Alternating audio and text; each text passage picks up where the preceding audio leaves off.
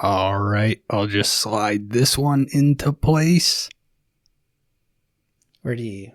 Oh, they're heavy. Where do you get these? They didn't have bobblehead versions?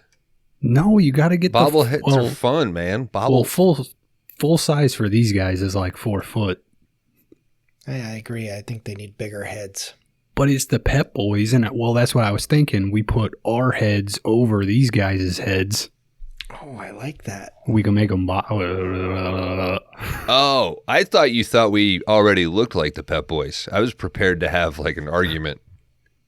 No, I think it's more just like these are my tools, and you'll see my art next week. You want me to get my art class to come in and, art them up? That semester's still ongoing? I teach every semester. Okay. You gotta quit hitting on all your students when they come in. Hey. We saw a whole series of movies, dude. How else are people supposed to get A's? Were your students like making fun of you that you were also a student for that business class? Well, you never stop learning. Okay. Okay. Yeah, you walk out of first period of night school as a student and walk into second period night school as a teacher. You gotta shut up, dude. Leave me alone. How is your studio engineering class going? I know you were hoping that they would write us a jingle. They keep thinking we're a bar. I'm like, no, we're not a bar. Funny. Like, we do drink at the store, but we don't serve alcohol. Have they written a jingle for a bar? Because we could probably, Kron could also just find and replace. Yeah. It's like 5DR, and then they want to throw bar, and I'm like, that's all you got? 5DR, it's not a bar. Drive your car, but we're not Pep Boys. That's pretty good. We forgot the whole video rental thing. 5DR, we're not a bar. Come get a DVD and show us your tits. Oh, I like that. Oh, I got one. Okay. Give me some of those. Give me some of those 5-day rental movies. Okay. Give me some of those. Give me some of those 5DR movies and boobies. And the Pep Boys. Give me some of those. Give me some of those. Boobies and toes. We also do DVDs. Please. So we're kind of working off my structure. I think I'm going to write me down as first songwriter. No, well, I like to have Bones added boobies, so. Yeah. Okay, you can be second songwriter. That's gonna the big takeaway on the behind the music. Mm-hmm. Everybody knows who played the solo on Beat It. That's all I'm saying. Prince? No. Big titty chick? Yeah. Adele? Eddie Van Halen famously, huge tits. Whole roll of duct tape keeping those titties down. That's what Eruption was about. Should have had that checked out. 5DR, we're not a bar. We're a rental store. Not too far. Come get a disc. Show us a tit. Bring it back in a few days, please. 5DR, we're not a bar. We got movies. Show us your boobies. We're not the Pep Boys, but we're full of joy because we're 5DR. Ha ha ha ha ha ha. Like the old school rap. They used to just, ha ha ha ha ha. And you want that song playing out of the Pep Boys 24/7 as their heads kind of. I think if somebody hits, it's an interactive one.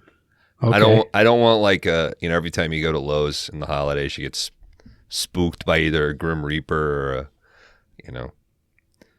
Now it's the time of year where it's a big ice, Yeah, the ice EA. gorilla, you know? Yeah, you're just trying to get to the light bulbs and you're like, fuck. So that's not fair to the weak-hearted. But if somebody's got the balls to slap a pet boy, they should be forced to listen to a jingle. Mm-hmm. 5-day rentals. Rent a DVD so you won't go mental. Huh? Ha ha ha ha ha. I like Bones better. Ha ha ha ha. Come get a film. Oh, yeah. Don't take a spill at the 5-day rentals house. Ha ha ha ha. Yeah, I think we're. So, all right, now got you're just in parody territory. Uh-huh. But Okay. that's fair use, dude. We can work on it. We got time. Mm-hmm. So, why not? Why not throw on a movie? I think I got the perfect. It's got some songs in it and stuff. We need something with big heads to inspire the Pep Boy art. Yeah, Mm-hmm. yeah. Big head, big visions. This week on 5-Day Rentals, Dick Tracy.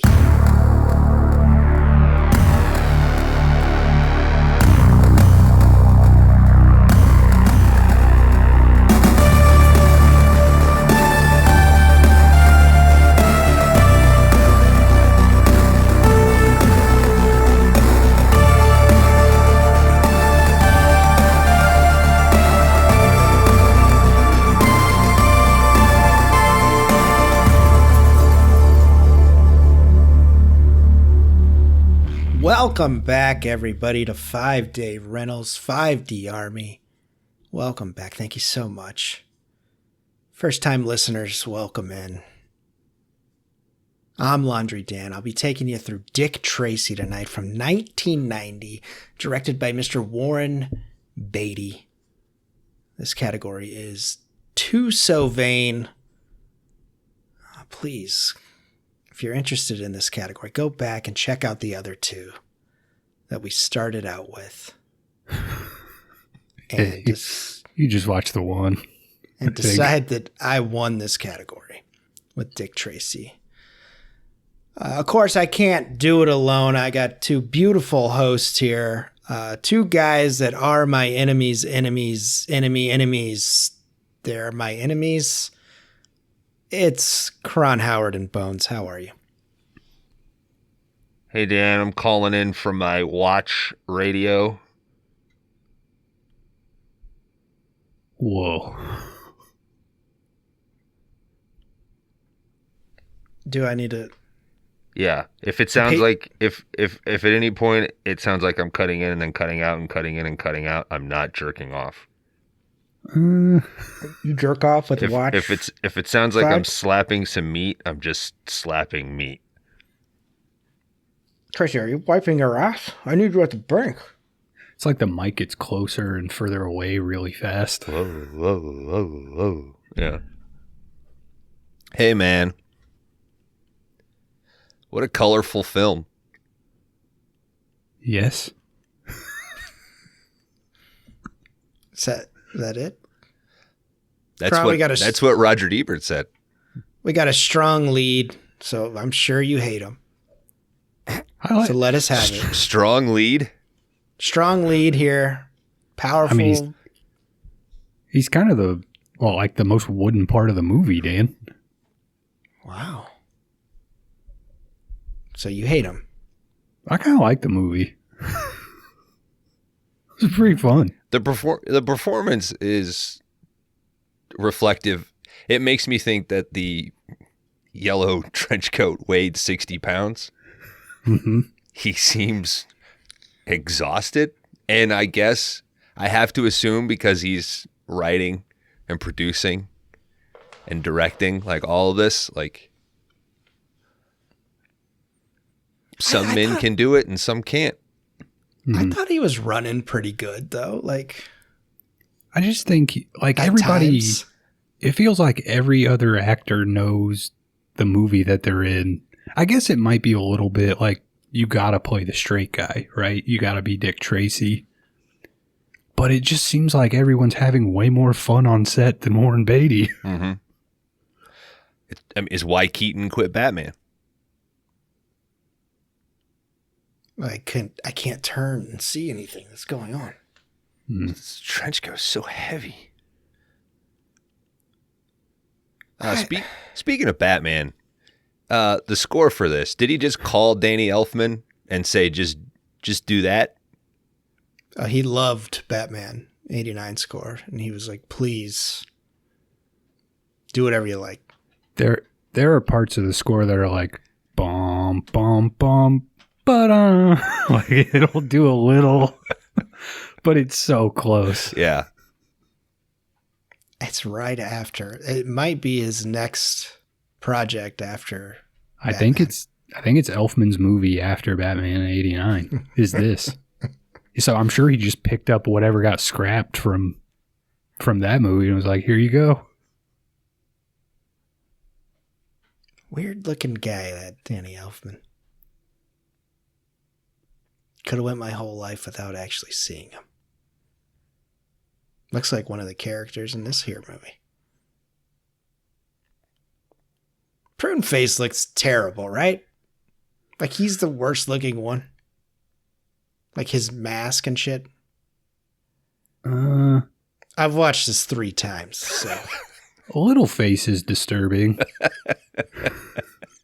Yeah, I wish we would have got more of Little Face, though. Do you, though? I think he's kind of the weirdest looking. I couldn't help but think, did you see that? It was a few years ago, like the Pixar animator did that jack-o'-lantern. And it's the best looking jack-o'-lantern I've ever seen. It's like a giant pumpkin with just like the smallest little face.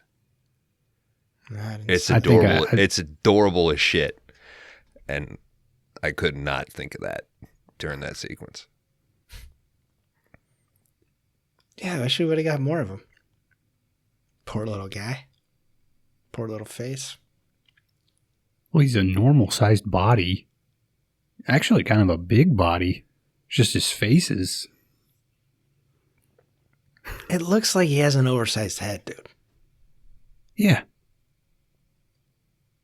Big head, tiny face. He looked like a little person. To me. I think it's like a mask and makeup and shit. Yeah. I don't think they found that guy. I mean, and also, like Marjorie Taylor Greene, like awful person. For years, I couldn't figure out. I was like, what is it about her face? And it's like it's the close eyes and the big jowl. Who's that guy? He was in Harry Potter, and he was in Pale Blue Eye. John Lithgow. Not yet. Pale Blue Eye. Yeah, he played Poe in Pale Blue Eye, that Christian Bale Netflix movie. Did you see that? I think I started it and never finished it. It's not really worth the payoff. Did you finally finish Buster Scruggs? I've seen Buster Scruggs. Okay. The armless, legless orator dude? Yeah. He's got that interesting look because his eyes are really close together, but like it works for his face. That's how I feel about this dude. Like his little face on that big head, it works. Do we like that these guys all look like this? Yes, they all look like weird little freaks, dude. I will say I think it's a little dismissive of non-normal looking people that they're all bad guys. I think you should have peppered that aesthetic in with some neutral and good people.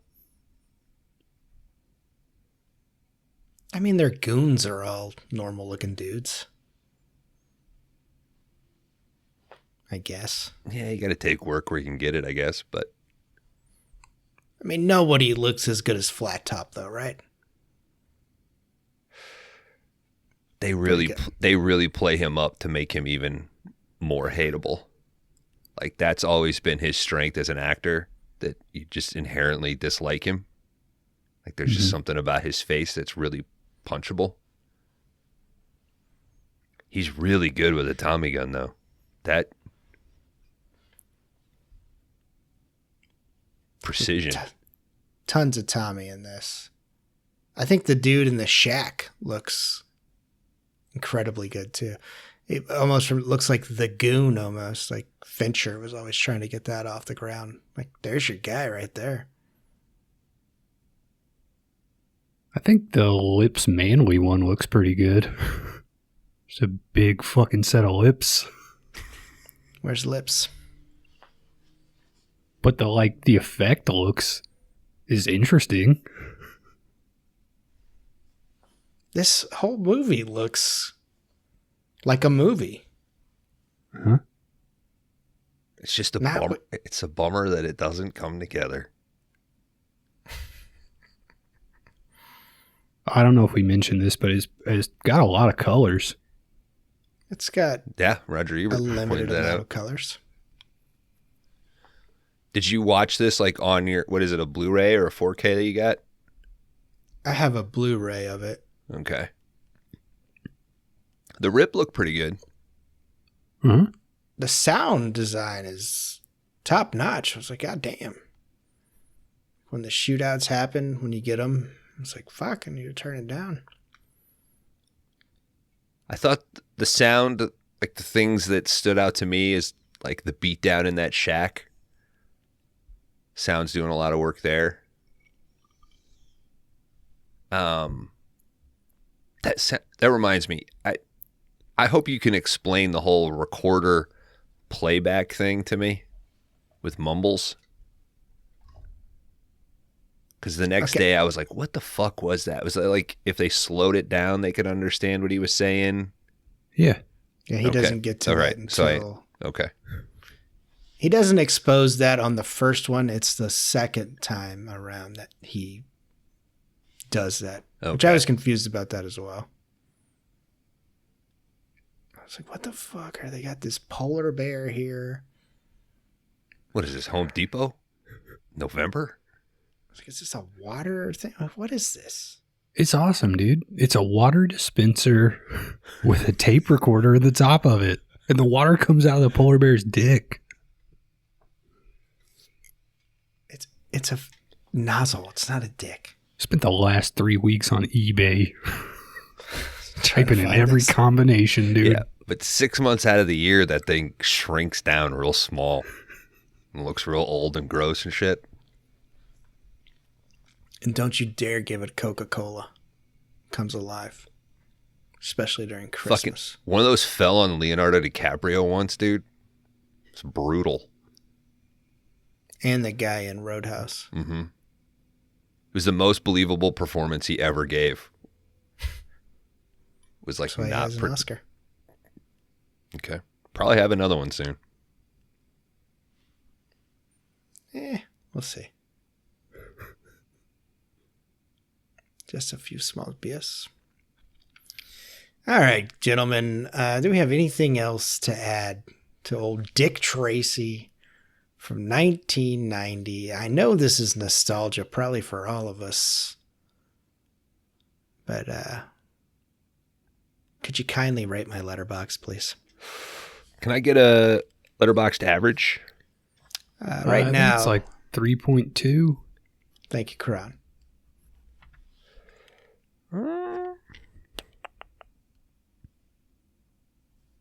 Dan, I'm going to give you a 3.5.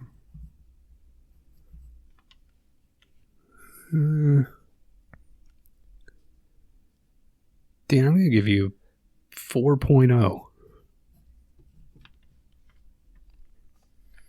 All right, gentlemen. We will find out at the conclusion of Dick Tracy from 1990. All right. We start off with Dick getting ready to hit the streets while listening to all the terrible things that the gangsters are doing around the city on the radio. We take off to the other side of the city We got a character named The Kid here going through a trash can looking for a meal. He gets scared off by a copper. This kid got a worm. What? You think he's got worms in his body? Oh, because he eats so much? Yeah, he eats nonstop through the entire movie. What? And it's like the 1910 right now? Yeah. I mean, I bet like fancy, nice people had worms in 1910, dude. I don't mean to be like super woke mind virus. I already brought up it's not fair that all the bad guys are the ones that look odd. But the playing up the joke that this poor kid is hungry and eats a lot didn't sit well on this viewing. I was like, this kid's fucking hungry. Like, I remember being 9 years old and just fucking destroying what was put in front of me. I mean, he might have a worm. He eats from the garbage, I guess. That's what I'm saying, dude. That is an image like seared into my head from this movie as a kid of him just eating out of the trash can. And I thought it was later on in like the movie, and I was like, oh, we're kicking it right off. So him being so upset that dude didn't leave him any chicken. So fucking sad. All right, the kid dips into an open door and some gangsters are playing some cards here. He moves in to get a closer look, but rattles some of the 55-gallon drums that are there. But a cat pops up. Now, this is one of my favorite parts because he's like, oh, hello, kitty. And he just fucking throws it across the room. Cracks me up. Chucks that thing, dude. The sound is spot on, too. One of our gangsters takes care of that kitten. The card game continues, but a car busts through the wall and starts mowing down all these card players with fully loaded Tommy guns. The goons hop out. They start picking off the card players that are still alive. One gangster decides to write a message in Tommy gun on the wall. And from what I hear, that's pretty hard to do. Mm-hmm. I mean, I guess you don't really aim with Tommy gun, right? Like, you're not lining up the sights on it. You're just kind of, like every gangster movie, they hold it at the hip and just kind of, Yeah, it's not for accuracy. It's for a scare tactic, I guess. Well, I think it's for killing, but you have so many bullets, you can just kind of... They don't all have to. 100% accuracy doesn't need to happen. It's the zoot suit equivalent of holding your handgun this way, starting in the 90s, We cut to Dick Tracy. He's getting a call to the crime scene on his... Is it a radio watch, I guess? It's an Apple Watch, dude. Mm-hmm. Apple Watch. He's in the middle of an opera with his tells him to stand Tess. up every 45 minutes. You can still do it. Just take a 22-minute brisk walk. You're having heart attack symptoms, Dick. And he's like, I've already met my goals. I'm not sitting behind a desk. Tracy hightails it over to the card game. Tracy gets all the details as he walks in. Tracy sees the message that the goon wrote, "Eat lead, Tracy," and shot into the wall. He immediately knows this is big boy Caprice. He quickly returns back to the opera to catch the end of the show. Dedicated man there to his lady. Wouldn't it be cool if he walked out of the opera and there was like a guy holding up two parents and a kid, and like all her pearl necklace broke apart? And you're obsessed with ZZ Top, like. Man. The soundtrack might have you believe that that's what's going to happen, but it's not. And then he says, like, I'm the Joker. Remember my name. Well, only in that version. Yeah. I have a real name too. It's Jack Napier. Only in that version. We're doing that in the movie as well. Tracy takes questions from the press as he leaves the opera. There are comments being made about him running for mayor. Tracy is a little down on himself because he has no real leads on Big Boy Caprice. And then, like, maybe later in the movie, they go to a hospital and he's a clown and he shakes his leg too hard and a gun falls on the floor. And he cries in a refrigerator. Uh-huh. They play that pervert song as he's going down the stairs. Pervert song? Yeah, that guy was a bad guy. The guy who did da-na-na-na, na-na-na-na. Really? Yeah. Yeah. I think it's safe to assume that every guy's a bad guy. Not as bad as that guy was. Yeah. Calling him a pervert is too nice. Like kids or just... Yeah. We don't need to. Oh, God. Yeah. Yeah, he sucks. Catchy tune, though. We move across the city to Club Ritz,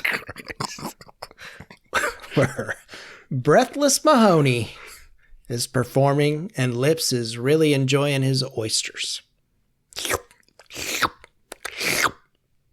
You think he's good at oral sex or bad at oral sex? Hey, he'd be pretty good at sucking a dick. I mean... Intermittently, I think. Fair enough. You know? Between the oysters. He's coming up for air quite a bit. Mm-hmm. You're taking over. Yeah, I don't you think got to do all the work. Yeah, you're...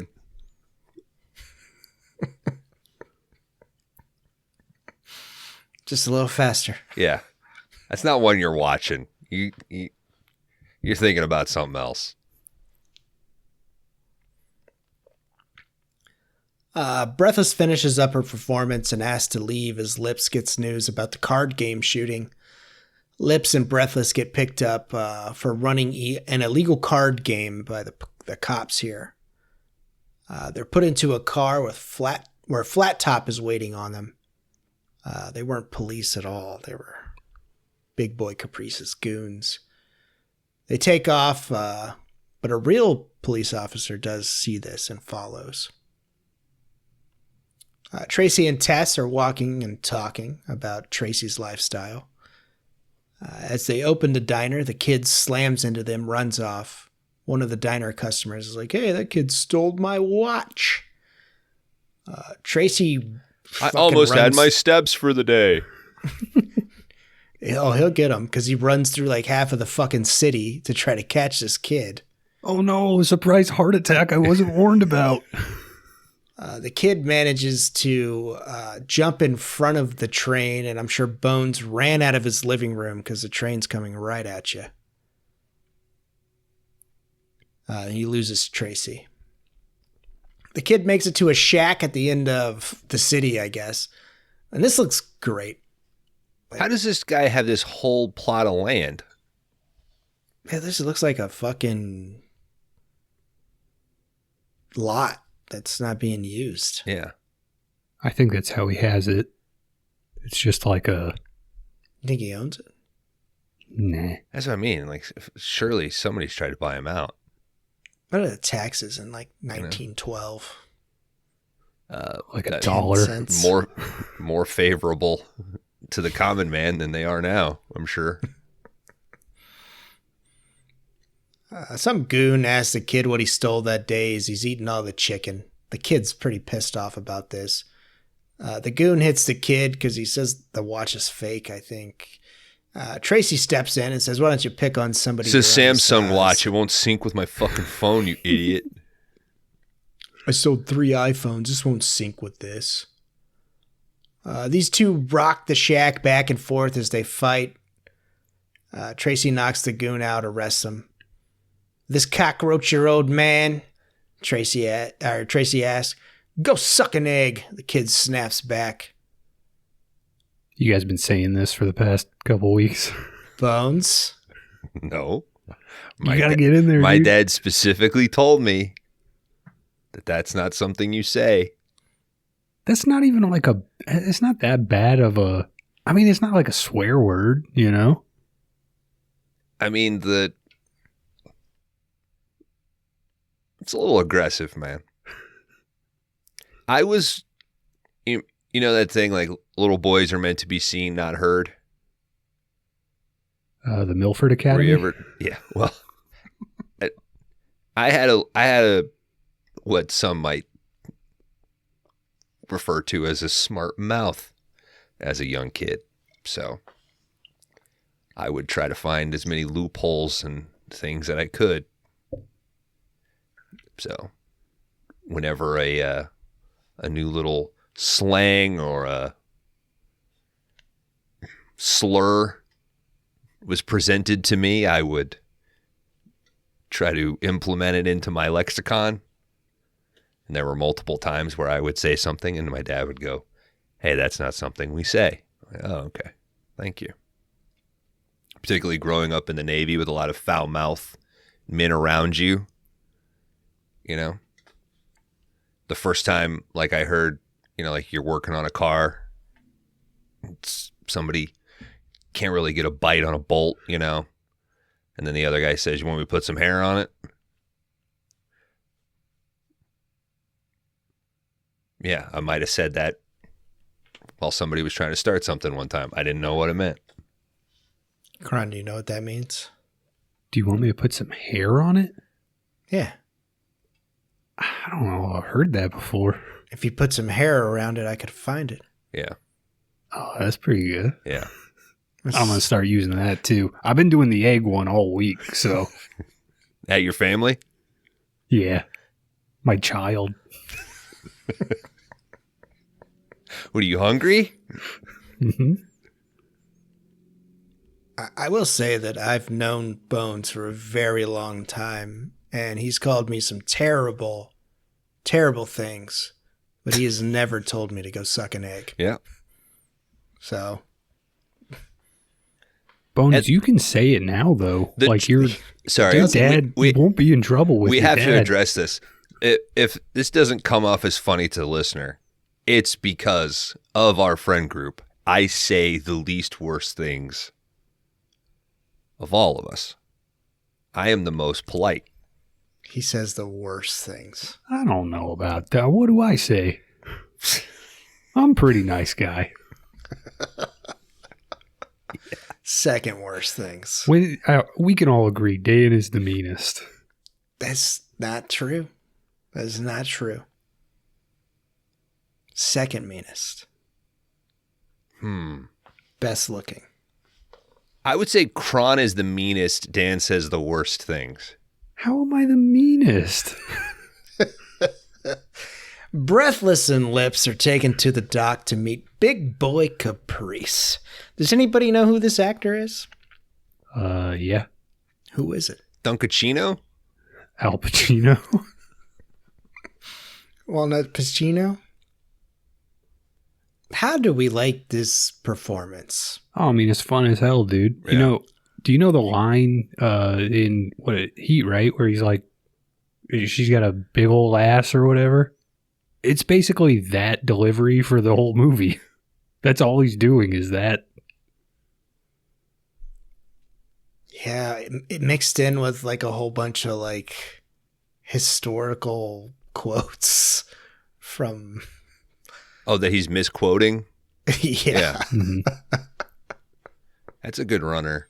I find it incredible that his second scene in the movie is him doing dance choreography.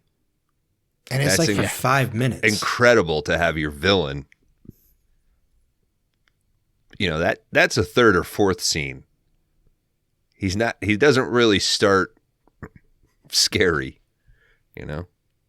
I mean, I appreciate, though, that he is taking over a business and he's getting involved. You know, he's like, they weren't running the club the right way.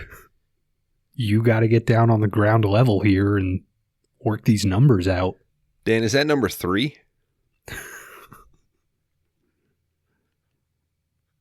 What? Number 3 of what? Dan had It's not going to be one too bad. before- I got to run a before dinner 5K tomorrow, so Oh, okay. it's not going to be too bad.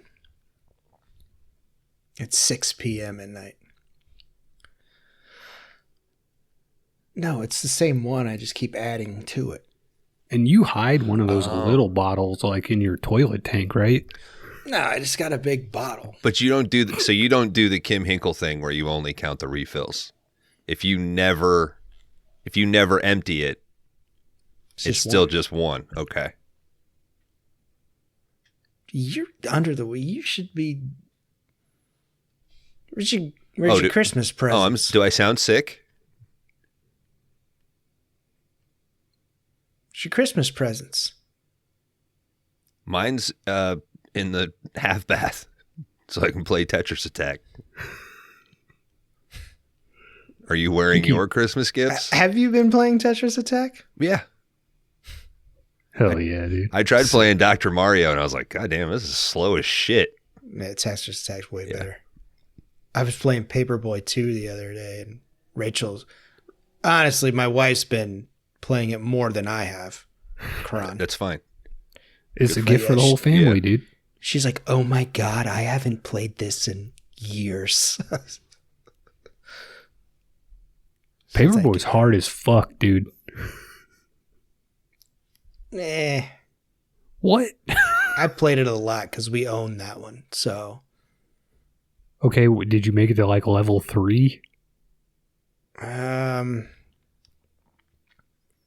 Probably. You got to get... It's hard. It is hard. It's the gutters that fuck you because you're like, why can't I roll over the gutters? You should be able to roll over the gutters, I think. Mm-hmm. Not when the monster hand's coming out, though. Are you playing 1 or 2? I don't know which. I think I was playing Paperboy 2. I think they only have 2 on there, so maybe not. I might be wrong. Yeah, Okay. I played 2. It's better than 1. 18 ports of Alien 3, though. I mean, which one do you prefer? I couldn't tell you how. Here's my thing. I will play like the IP games, like a lot of stuff that I never played, and I'll start. And if it's a side scroller, I will say like, I don't know if I've made it more than 5 minutes on any of them. God forbid it's a thing where you got to go up or down like a ladder or go in a door and you go into another level. I'm like, nah, fuck this. I don't have the mental capacity to deal with this. So I tried playing Blade, which was stupid simple, but you literally only have like punch or block, or you have like shoot. There's like a shooter element. Like each level will have 3 stages. Like an arcade shooter that's very frustrating because the buttons determine if you shoot down or to the side. And then there's a side scroller like karate, and then there'll be a boss battle with your knife or your katana, and it's just cut or block. And I was like, I need to find the happy medium. And that was when I fucking gave up and just went to Tetris. Because also, not to like play the big hand card, but trying to do the triggers, like my fingers, just my little tippies.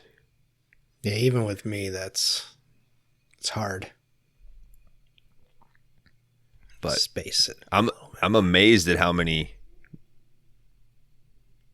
It really reminds you how poor you were as a kid. You're like, Yeah. there's this there are all these games. Oh, dude, that's like, All these games? I mean, even during the NES time, right? Like, by the time the NES ended, I didn't go to Super. I was still just getting NES games. And even at the height, I would guess I had maybe 15 games. And then you load that thing up, and it's like 900 games available. It's like, all right, well, I barely scratched 1% of the available content. I did spend about 90 minutes playing Tony Hawk, which was great. Hell yeah. I think I beat Symphony of the Night on that thing, the Castlevania game. For some reason, I got super into this side scroller that's called Turok Evolutions. That was for Game Boy Advance. And I beat that. It was hard as fuck. What the hell? Is this Get Played?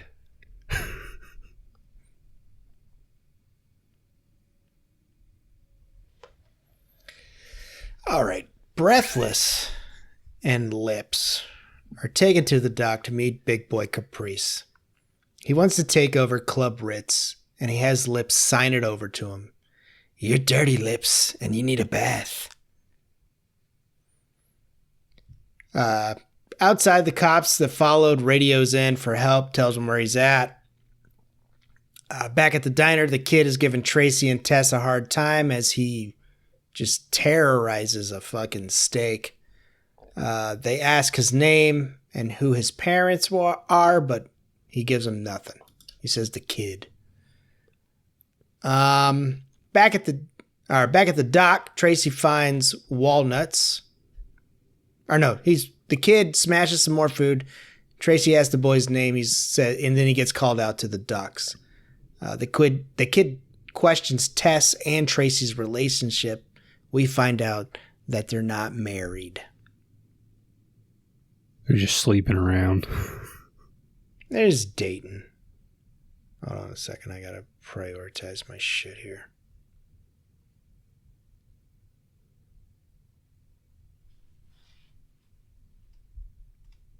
I did play one of the Terminator 2 ports, Kron. Uh-huh. And it was kind of frustrating because you had to pause every time to see what your mission status was. And I kept hitting the menu button for the device, not the start button. Yep. If that makes sense. Yeah, I've done that before. And then you're like, oh, I'll just hit A to go back into the game, but then where you think A is B for some reason, Yep. and then you exit the game.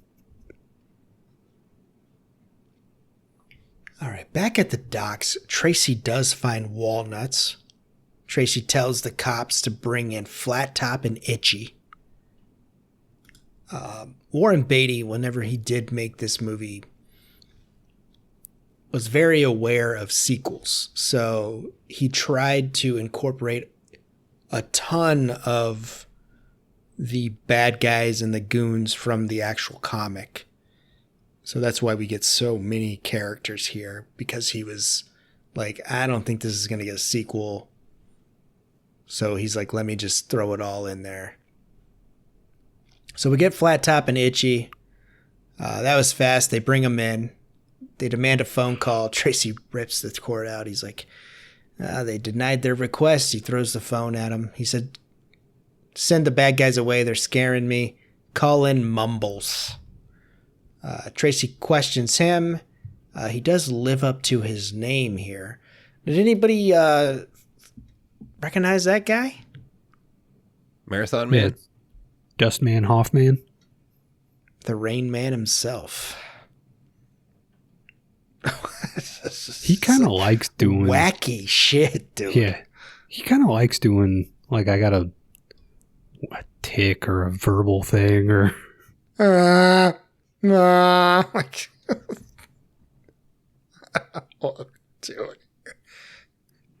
Dick Tracy's kind of a bad cop, right?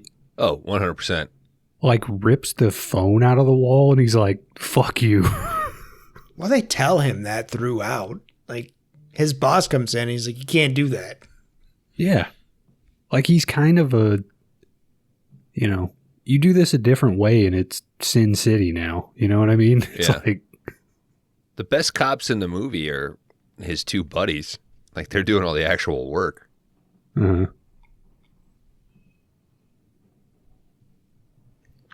Back at Caprice's new place, he's giving lessons to Breathless about her new performance. She's not impressed. All this goes on while Mumbles is still mumbling throughout the interrogation from Tracy. Back at the club, the girls are tired, but Caprice slaps Breathless around and makes them keep practicing. Caprice does be smacking some bitches up in this movie. So if you're sensitive to that, maybe Dick Tracy's not the movie for you. The actual, not the score, but the actual like Sondheim songs in this they're like way on the nose, right? Yeah, I mean, Sooner or Later I Get My Man is... Well, there's go that, both ways. There's even like when Dick Tracy later in the movie gets put in jail, it's like, the gangsters are coming up. It's like, okay, I'm watching the fucking movie, man. Like, you don't have to... Like, all the lyrics are what's happening on the screen. Hey, the Academy liked it. I mean, they're not bad songs. They're just they're like literally describing the movie you're watching. Did anybody recognize Breathless, like who that was? Yeah. Who was she married to in 1990? Was this Sean Penn? I thought she was dating Warren Beatty when they made this movie. Was that a true statement? Yeah. They briefly dated, and I'm pretty sure it was when they made this together. I thought it was Penn. Why the fuck would Madonna date Warren Beatty? I swear, dude. I think they were dating when... I'll look it up. You like black girls? I love them. Hail Santa. Madonna and Warren Beatty had a high-profile, intense affair around 1989 to 1990. Documented in Madonna's Truth or Dare film, showcasing their power dynamic, sparking inspiration for her hit Vogue. Gene Kelly, Fred Astaire. Is she hot in this movie? Yeah. Bones? Madonna was one of my first crushes. Definitely activated me as a child. I will say that I'm having a tough time taking modern Madonna, the image of modern Madonna, away when I look at younger Madonna, if that makes sense. She's hot in the movie in the way that, like, femme fatales are hot in noir movies, though. You know, where she's, like, wearing a negligee and talking about how her peach is running down her leg and shit. You know, it's like all that kind of stuff. And me as a good boy, I'm also like, I know not to mess with you. But that's what makes it hot, right? Uh-huh. Well, that's what Dick Tracy tries to do, and that's how you get pulled into the web, dude. Does she do a good job acting in this movie? Yeah, she's fine. I don't think anybody's bad in this movie. I would say she's fine, you know? I think she does pretty good. I think of what I can recall, her best or my favorite performance of hers is A League of Their Own, which I think was shortly after this, right? 91, 92. Yeah, in there. What is Desperately Seeking Susan was... That's late 80s, right? 88, 89 maybe. She probably went from that to this maybe.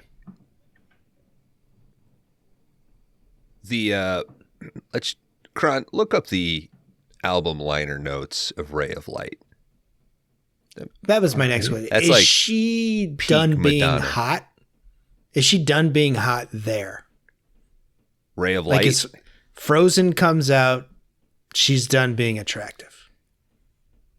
This is terrible podcasting. To me, this show is fucking terrible. 5 people listen. I would say, like, if you charted it, you know, My Testosterone achieving its, you know, peak level, and then Frozen comes out, or Ray of Light, that's pretty good. She's still pretty hot, I think, a few years after that. Like, what's that? Hung Up. You know? Then she moves to England, Gets the accent. Starts getting a little. Now, is this music? Like music? That's I the. don't know. She still got it, I think, then. God damn, I know who I'm calling for the Madonna top 3 for me. No Madonna? You're not a Madonna guy? Not really. I mean, I know the hits, you know, like if I hear them, but I never did like any kind of deep dive into that catalog. I never like listened to a full album or anything.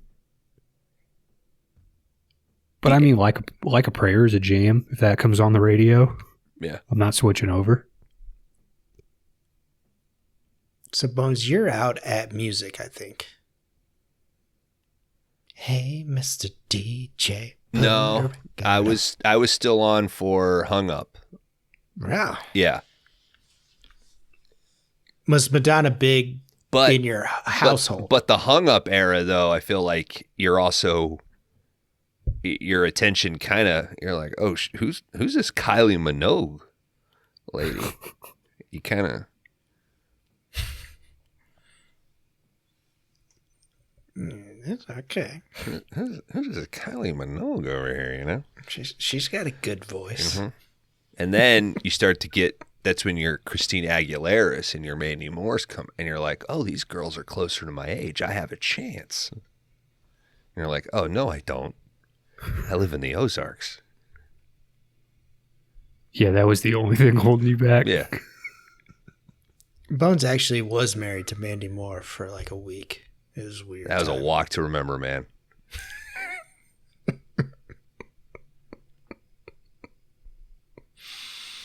Thank God you were saved.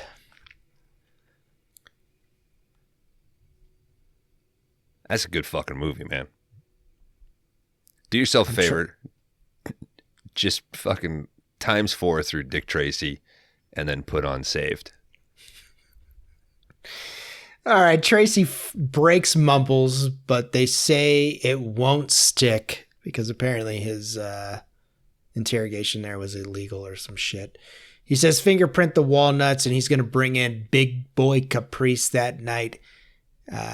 He says they better make it stick because you've already arrested this guy like 6 times or whatever. Tracy shows up at Caprice's new club as he's teaching his new dance routine. He's asking where Lips is. Caprice informs him that he's the new owner of Club Ritz, and he doesn't know where Lips is. Tracy notices Breathless's earring is missing. He found it at the dock. Tracy arrests Caprice off of the walnuts.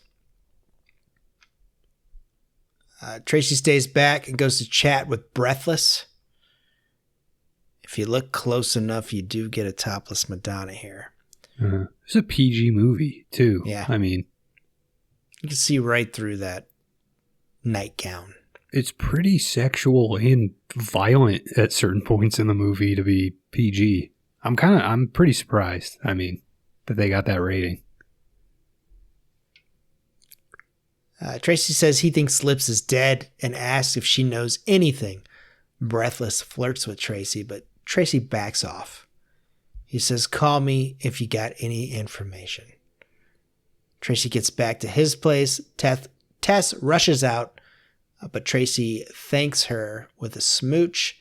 Tracy finds the kid in his bed.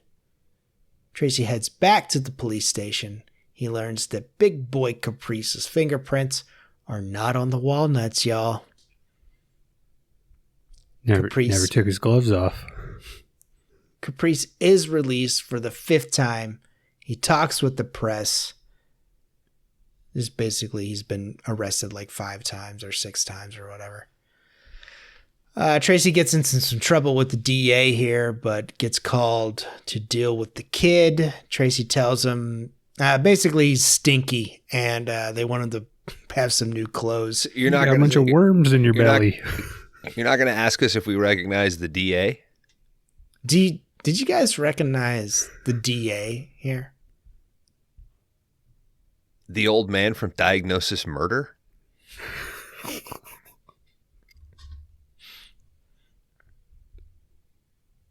Did you watch Diagnosis Murder? Diagnosis Murder was on in an era where it was just around, you know? Like Murder, She Wrote. I don't know if I've actually seen an episode of Murder, She Wrote from start to finish, but I've probably seen a scene from every episode of Murder, She Wrote. What a terrible name for a show. What? Diagnosis Murder? I don't know, man. If that was a VHS that I found at Best Way, I probably would have rented it. It sounds like a Seinfeld fake movie. Yeah, it does sound like that. Or what is it? Prognosis Negative? Prognosis Negative.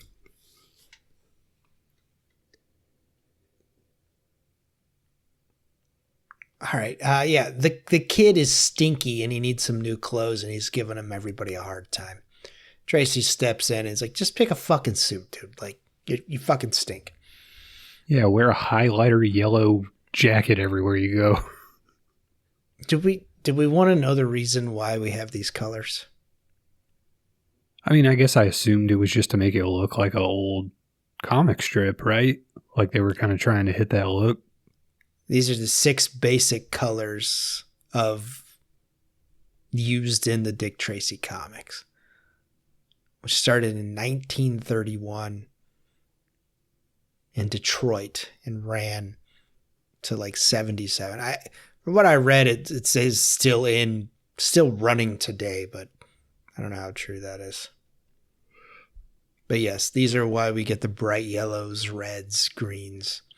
Because that's what they were printing in the newspaper. It's printed right below a Kathy and a family circle. Popeye and what was the other one that was more popular? Dick Tracy was third.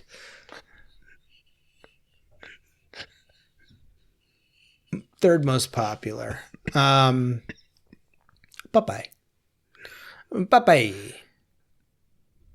All right. We learned that Tracy is being watched. Is that what your Latin girlfriend calls you? Popeye. Hey, Popeye. You eat so much spinach. The kid gets a suit. He eats a lot. When do we eat? Karan might be ready. Might have a fucking tapeworm. I don't. I'm telling you, dude. Tracy and Tess, they feed this demon kid. Tracy starts to hint at Tess about moving in, but they're interrupted by a drive-by shooting. The kid is quick to warn him. Tracy apologized to Tess for his lifestyle. You think a tapeworm was ever like a featured thing on Diagnosis Murder? Well, I don't think it's the tapeworm doesn't want to kill you, right? Because it's eating what you're eating. Yeah, but I mean, maybe it's like a case where like a really thin guy came in, you know, and they're like, he's all beat up, you know. Did his brother kill him? He's like, no, I didn't kill him. I found him, you know. And maybe he's like super religious, so that's why they can't do an autopsy. Uh-huh. He's like something's not right here, you know. Yeah, he had a worm in his butt. Then they realized he had a tapeworm. The brothers let off, you know. Uh-huh. I think that's I think on House, I think a tapeworm was the cause of one of the problems, and it's a pretty disgusting scene of Hugh Laurie like pulling out like a 6-foot tapeworm, like a fruit by the foot. Was that like, let's redo Diagnosis Murder and it's called House?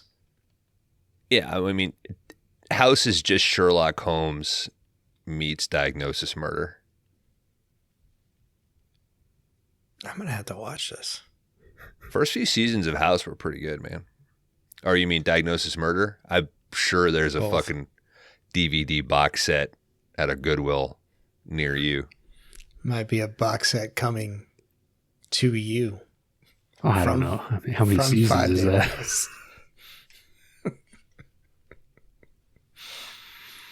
There's only 672 episodes, Karan. We'll be all right. Keep us busy till 2032.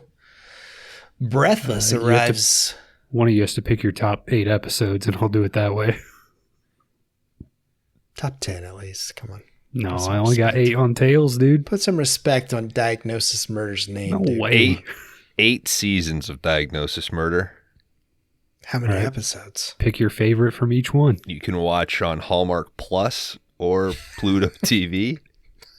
I didn't even know. Hallmark Plus. Hallmark Plus has a fucking stream. Who does it? That fucking sucks because I only have Hallmark regular. Mm-hmm. I didn't pay the additional $5 a month. I got on fucking Netflix the other night, and I have Netflix with ads, and it told me I couldn't watch Django Unchained if I had the ad service. I was like, is that what we're doing now? Well, it just ruins the flow of the movie, dude. They're No. 178 episodes of Diagnosis Murder. The guy was already like 70 fucking years old, and he's knocking out 8 seasons of TV. We got to figure out what's in those dick jeans, man. You think Sydney Sweeney's got good genes?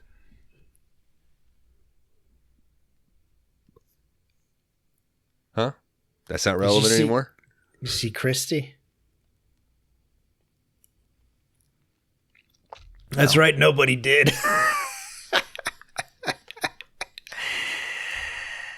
There's nicer tits out there. Guys.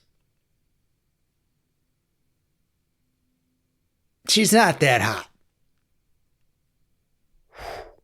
Wow. Right?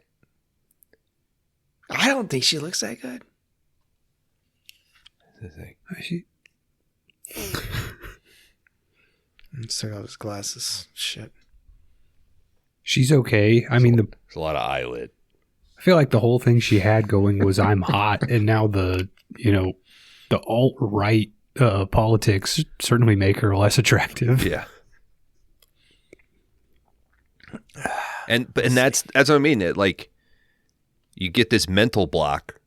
It's like 50-year-old Madonna fucks her face up and gets all fucking crazy. It's like, you've ruined your legacy. You've ruined the cones, lady. Yeah.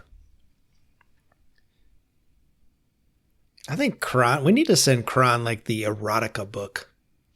Okay.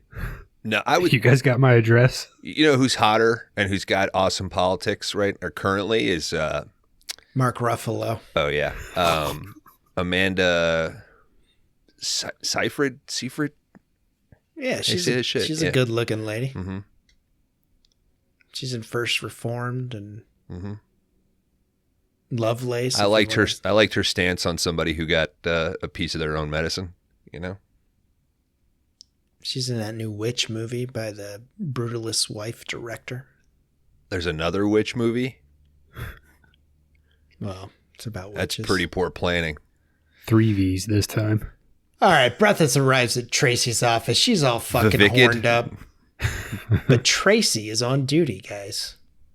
Tracy continues to pursue, or Breathless continues to pursue a path to Sexy Town with Tracy, says my notes.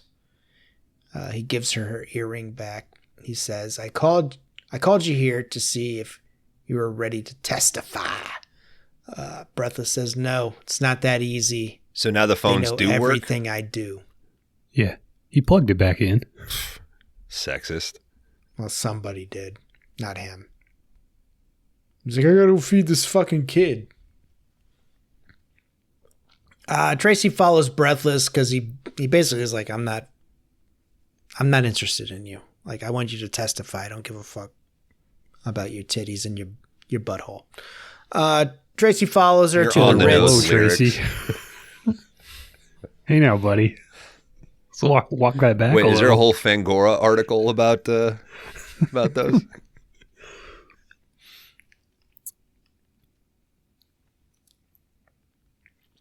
All right, he follows her back to the new Ritz. Caprice goes on an apology tour with all the big gangsters in the city. He's having a meeting with them, and Tracy's in on this because he followed.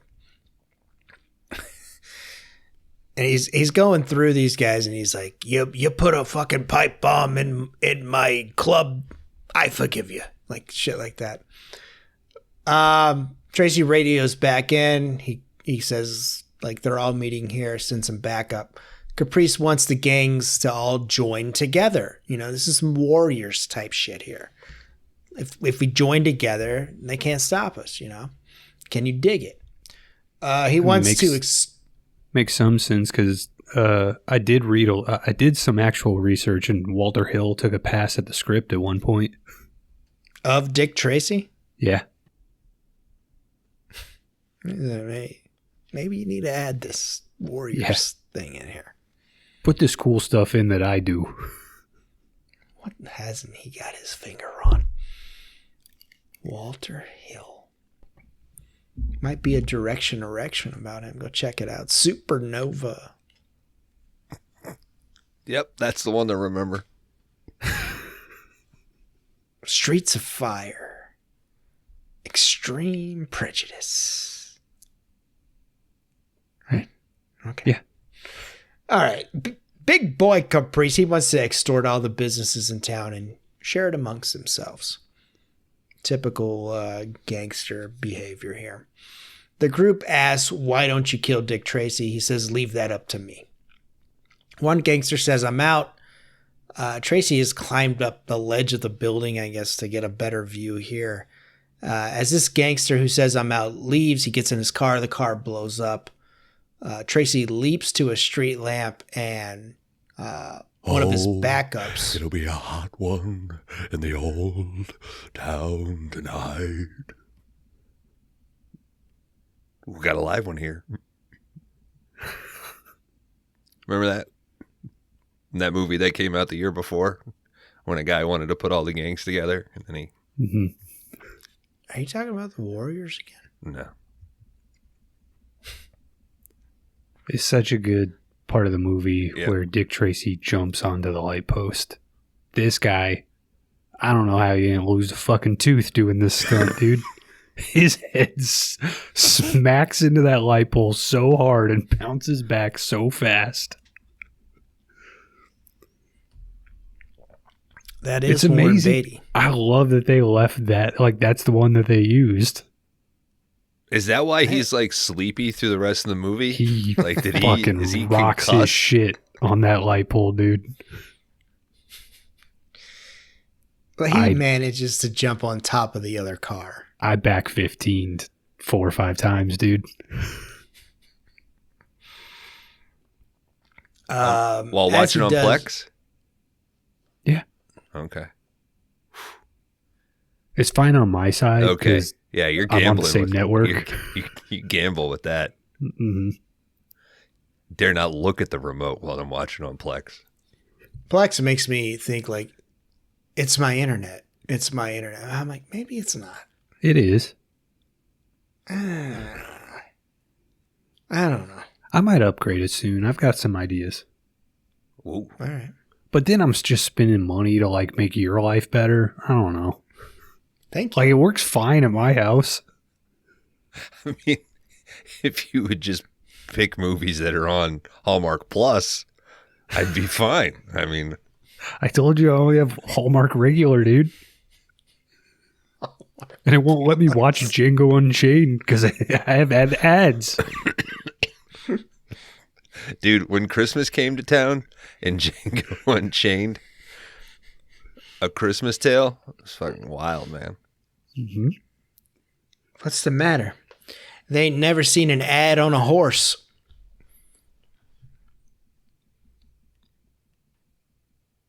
I get that reference. I acknowledge that. Django joke. I couldn't believe that shit. When's the last time you guys watched? We watched Django all together in a theater. Is that the last time we were all in a theater together? Did that come out before or after Gravity? Did we watch Gravity together? Yeah. Yeah. Where was that at? It was in Nashville. Nashville. was after I had my tonsils taken out, and I was still kind of like, ugh. And Kron lived in that place where he had the projector and the big curtain. Yeah, it was a good setup. We listened to Let It Be on vinyl. Had a good chat. Dan doesn't remember any of this trip. I think he hit his head on a light pole on the way down there. Is that when the Cardinals were in the World Series? I don't know, dude. You took us to that pool bar with all the red lights. We were playing pool that night. Yeah, and everyone's like, "This is where Jack White hangs out." I think that was pretty early on in us using I didn't Twitter. say some shit like that because I think Dan like reached out to Patrick Carney and was like, "We're in Nashville, hit us up." Yeah, that's right. We're like, "Oh, that's fucking weird, man. You can just like tweet people." He showed up, and we kicked his ass. Yeah. Well, we couldn't see him because he's always fucking crouched down. That guy. All right, where the fuck am I? All right, he hits his fucking face on this street lamp, jumps on the car. There's a faceless man watching. Ooh. All right, somebody shows up to take the kid to the orphanage, but it's just Flat Top and Itchy goofing. They take Tracy instead. The kid does escape out the window and catches a ride on the back of their car. Caprice interrogates Tracy in Tessa's building, like the basement or some shit. He tries to buy Tracy with $15K. Tracy throws it back in his face. The kid does a little, yeah. Why don't you take it and then go to the DA and say, "Hey, he tried to bribe me. And here's the money." Yeah, can you believe he tried to bribe me with $2,500? It's almost insulting. And half a bag of walnuts. Uh-huh. Tracy's like, "Yeah, you're trying to bribe me," so they fuck up the hit record on your boiler. Apple Watch. Say, "Yeah, sure." Mm-hmm. Yeah, you got him. Yeah. They fuck with the boiler for the building. It starts to overheat. Tracy's tied to a chair. They take off. The kid hops into action. He rescues Tracy before the room explodes. The kid gets an award for helping out Tracy.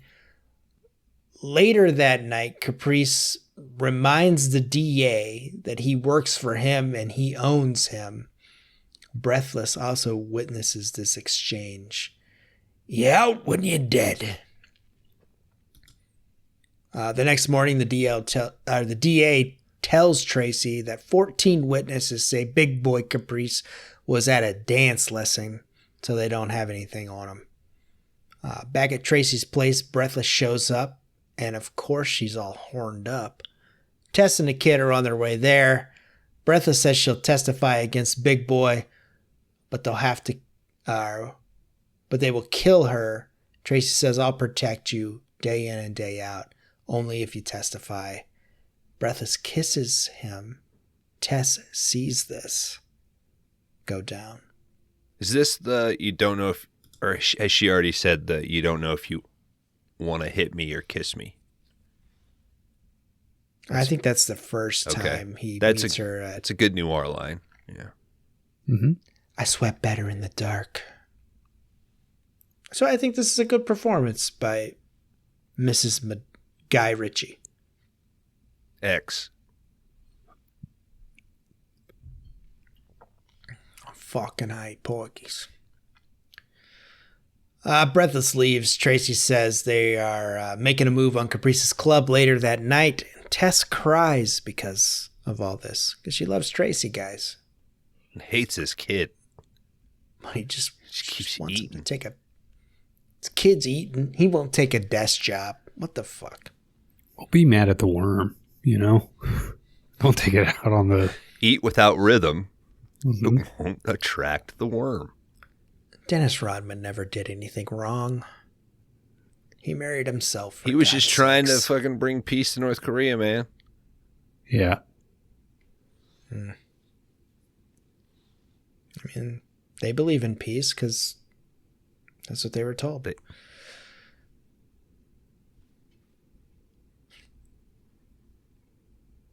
Kim Jong invented the internet, not Al Gore.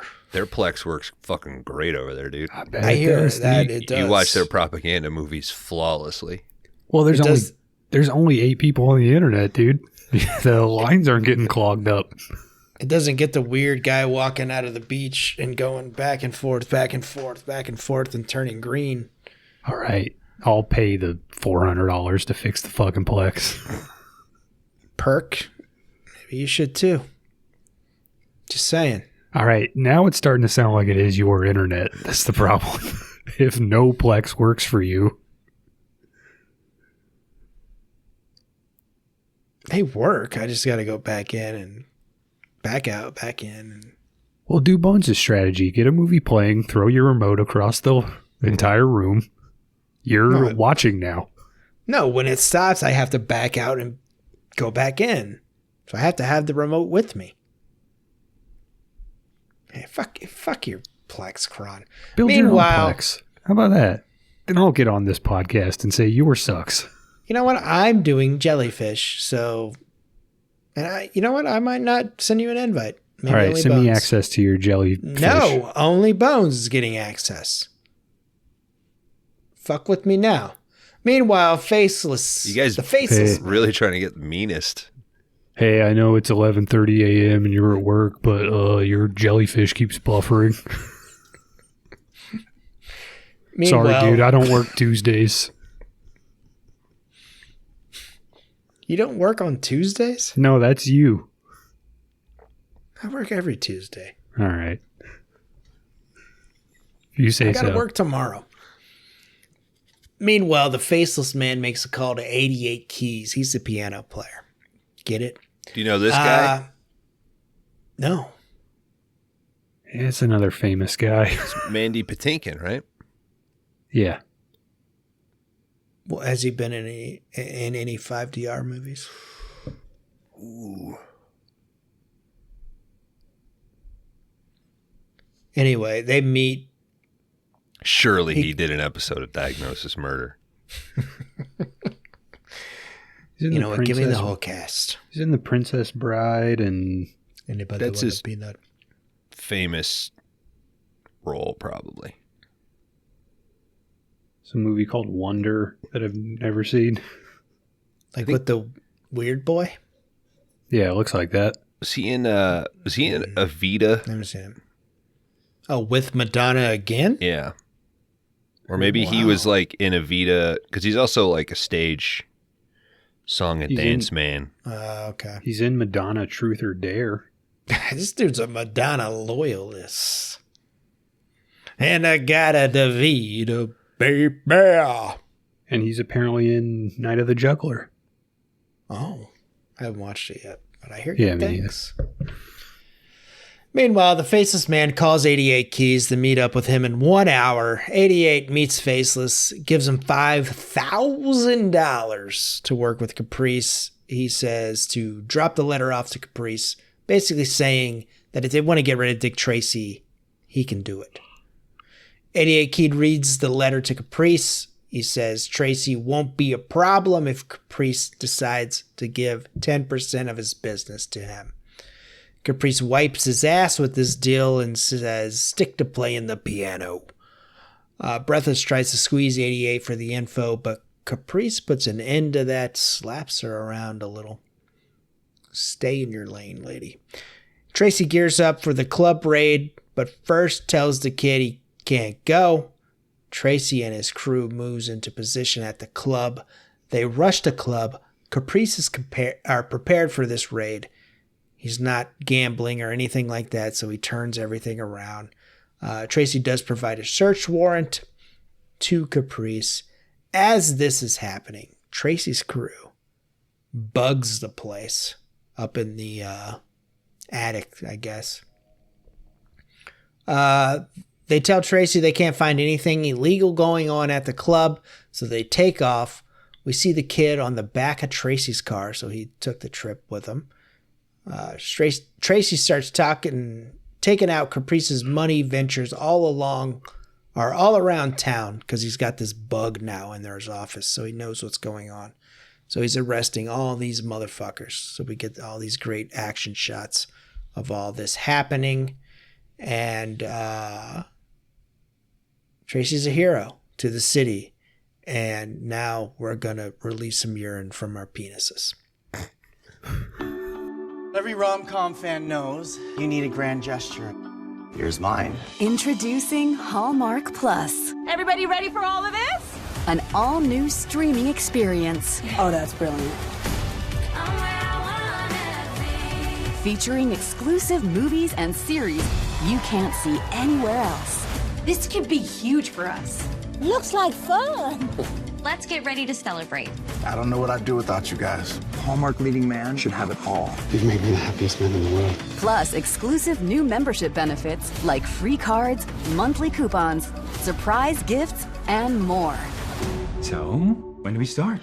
This September, everything you love about Hallmark in one place. How can you not be emotional about this right now? Hallmark Plus. Stream joy, earn rewards, share love. We're gonna make something really special here. Welcome back, 5D Army. Smack dab in the middle of Dick Tracy. We join in on Caprice. He's having a meltdown because all the inconveniences that Tracy has caused his office due to this bug that Tracy's put in. We get tons of arrests and newspaper showings, shootouts, all kinds of fun stuff. Newspaper doing a lot of work in this movie, and radio. And Apple Watch. Yeah, you gotta get your steps in. It's a 10,000 tech-heavy a day. movie, dude. 10,000 a day. But wouldn't you know it, a bug gives away the bug. We got a guy that is up in the attic listening in to all the conversations that Big Boy Caprice is having. A cockroach crawls in. He swipes it away, spills his coffee. That causes the coffee to drip through the hole as Big Boy is complaining about Tracy. And So they got these Caprice. kick-ass watches, but they don't have some sort of wireless, like, bug transmitter.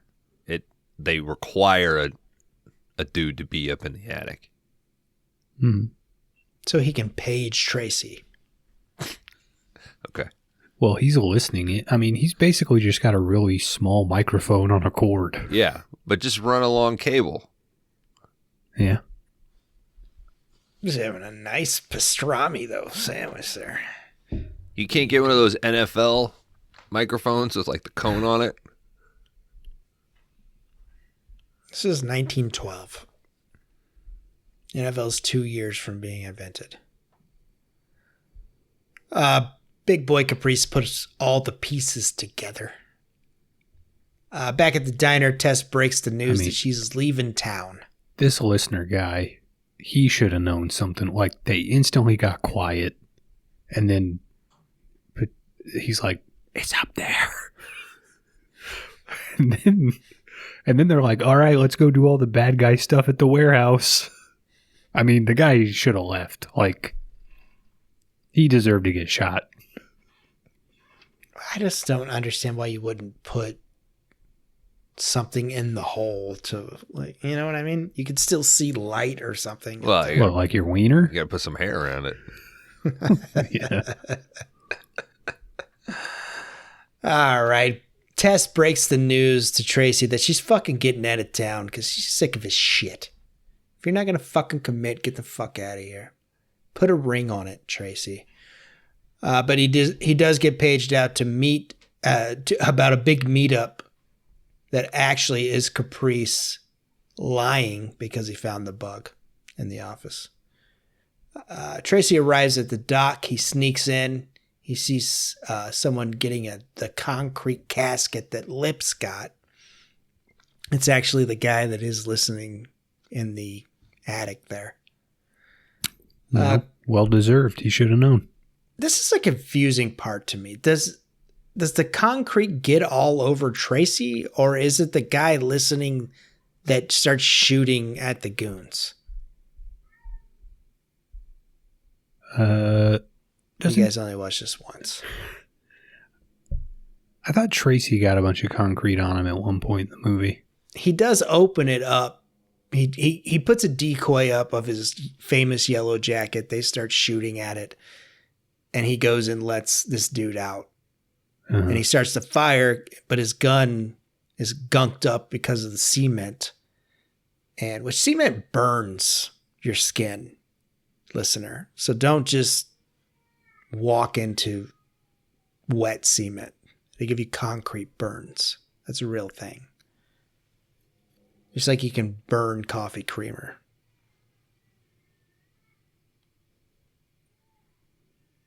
It's fun as hell. 5DR approved. So yeah, Tracy does save this guy and does shoot back. No Face joins in and shoots some of the Caprice's goons as well. But then he disappears out of there. Just assume it's a he. It looks like a dude. Talks like a dude. It's non-binary, dude. 88 keys. Caprice is very upset. He tells his goon his goons he wants Dick Tracy dead. He wants generals, not foot soldiers. Take that, fucking shredder. Tracy tells his people about the guy with no face. Caprice meets with 88 keys and pays him the 10% to get rid of Dick Tracy problem. He's finally had it. Back at the diner, Tracy learns that the kid is most likely going back to the orphanage. They do share some donuts here. Just hop on the back of a random car and get out of there. Ride to another city. We get another musical number with 88 Keys and Breathless. Tracy continues to close in on Big Boy, but needs a star witness to bring him down. Tracy meets with Breathless. Breathless says she wants Tracy, but Tracy wants her in court. He does admit that he does think about her, but he also is in love with Tess. And Tracy that's okay. Yeah. Right? Yeah. He's got a big heart. It's his first love. I don't blame him. Yeah, but I mean, it's, some people are poly, You're a thing? Mm-hmm. Give you a burn, though. Get you high. Mm-hmm. Basically, Tracy says, yeah, he's still in love with Tess. Breathless takes off. Tess gets a prep talk from her mother. She's like, he's never going to sit behind a desk. Not a man like that. The kid meets up with Tracy to chat about the orphanage and thing. This is inspiring to her in some way. Is this like her... This changes her outlook? Is she... This I didn't quite understand. It's like her... I mean... Please, attempt. I was just going to say, maybe it coming from her mother, she's like, okay, some reassurance to her that she knows that he's not going to, like, he's a man of the streets, baby. Mm. Just hearing it from somebody different, maybe. He's a piece of shit cop. But that just... Yeah. He abuses his power. But you would think that would just reinforce, It's like when you break up with a chick and you're, Danny Duck used to just say like, fuck her, dude, she's a bitch. Like that was his default, like, get over it. I don't know if it was meant to be like, he's a great man and the fact that he was choosing you, you can look past the fact that he'll never sit through a single opera. I think it's part of that kind of like, you can't expect someone to change kind of thing. Yeah. Like, you know who Dick Tracy is. You can't make him a desk guy that works a 9 to 5. I mean, but time is going to catch up to Tracy. Mm-hmm. Well, I don't know. If you saw the supplemental material I sent you, you'd know that he's 107 and eating pomegranates. Unwatchable. What are you? Unwatchable. I watched it, Good. but nah. All right. Well, he said he's 107 and he's still working, Bones, so. It's elder abuse, man.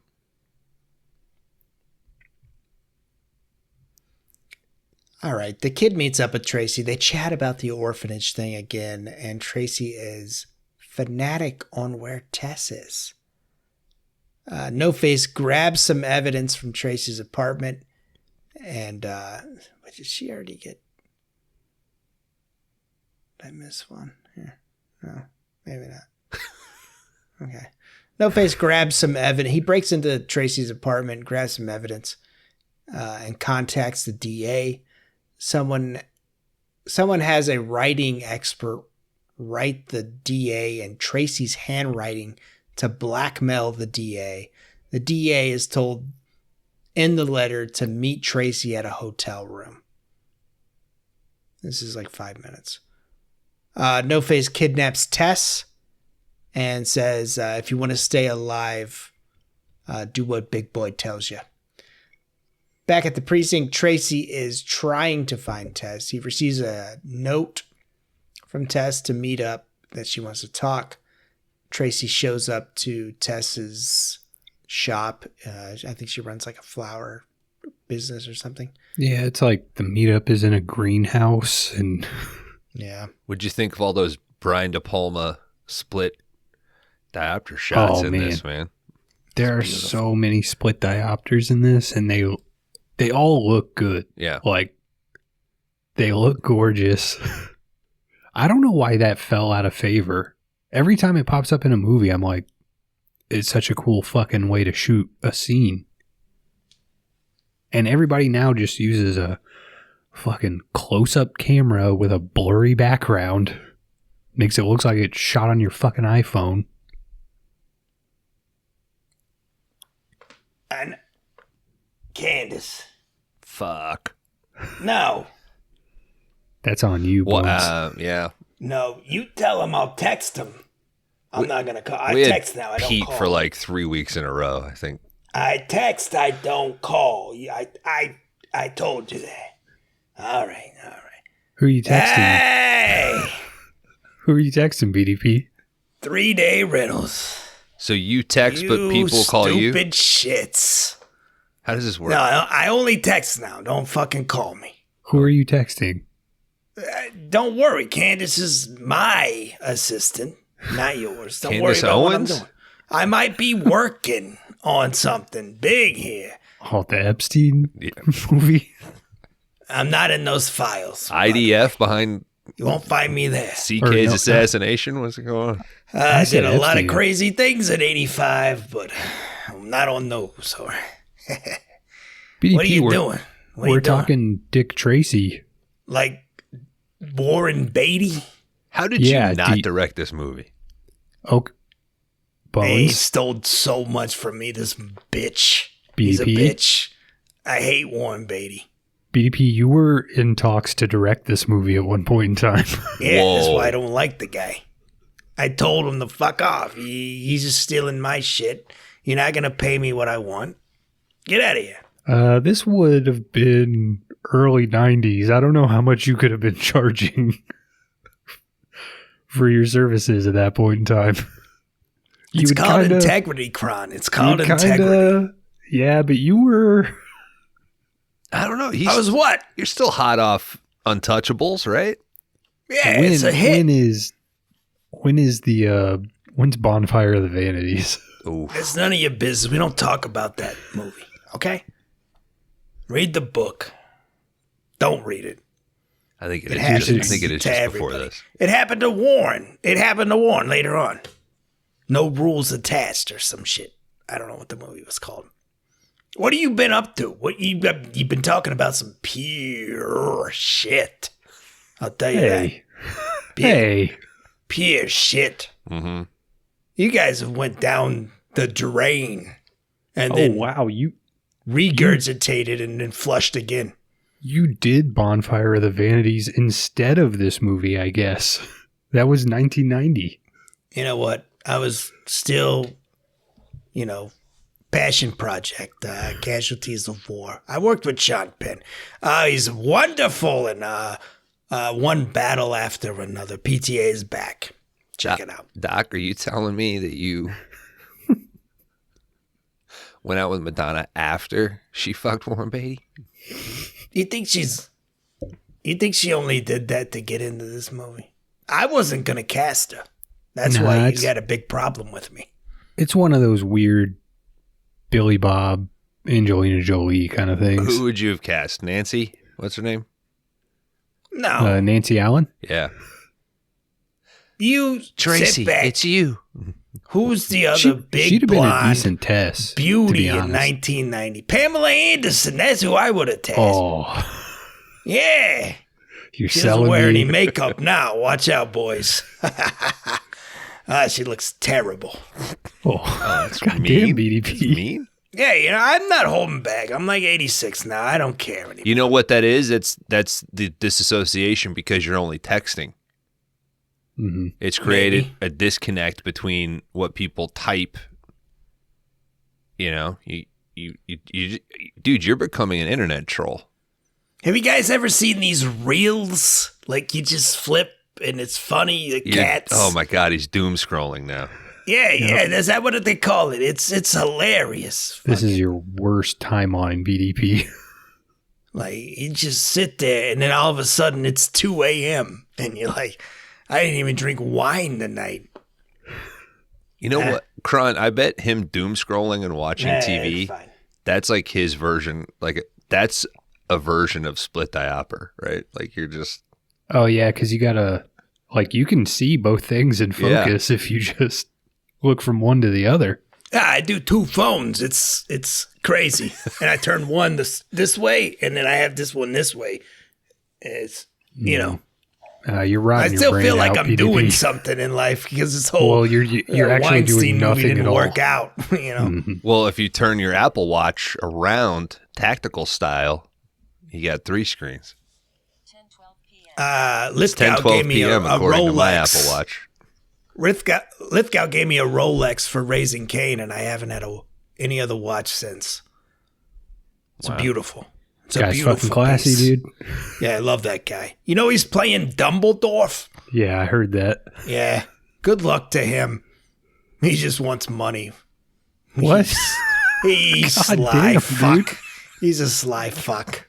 Fucking Just wants hot, some dude. money. Well, I thought you were so nice to him, and then you. No, I love him. immediately I slammed don't him. mind that he's going out there and getting some cash for his ass. You know what I'm saying? Like, do your thing. I don't care. Do Dumbledore. It's dumb, but do it. How about one more BDP and Lithgow film together? You think I'm he should? down. You think he should play Cooldorf Dumb, cool. or I don't care. Smartledorf? Shades on and shit. I never finished. Harry Potter. I don't know. You just. You can say his sometimes name. I don't give a shit. You gotta sit back and be like, that's not for me. Okay, It's just not. I'm sorry. Hunger Games. What the fuck is that? I don't know. Shit. It's a paycheck because apparently somebody's going back to it.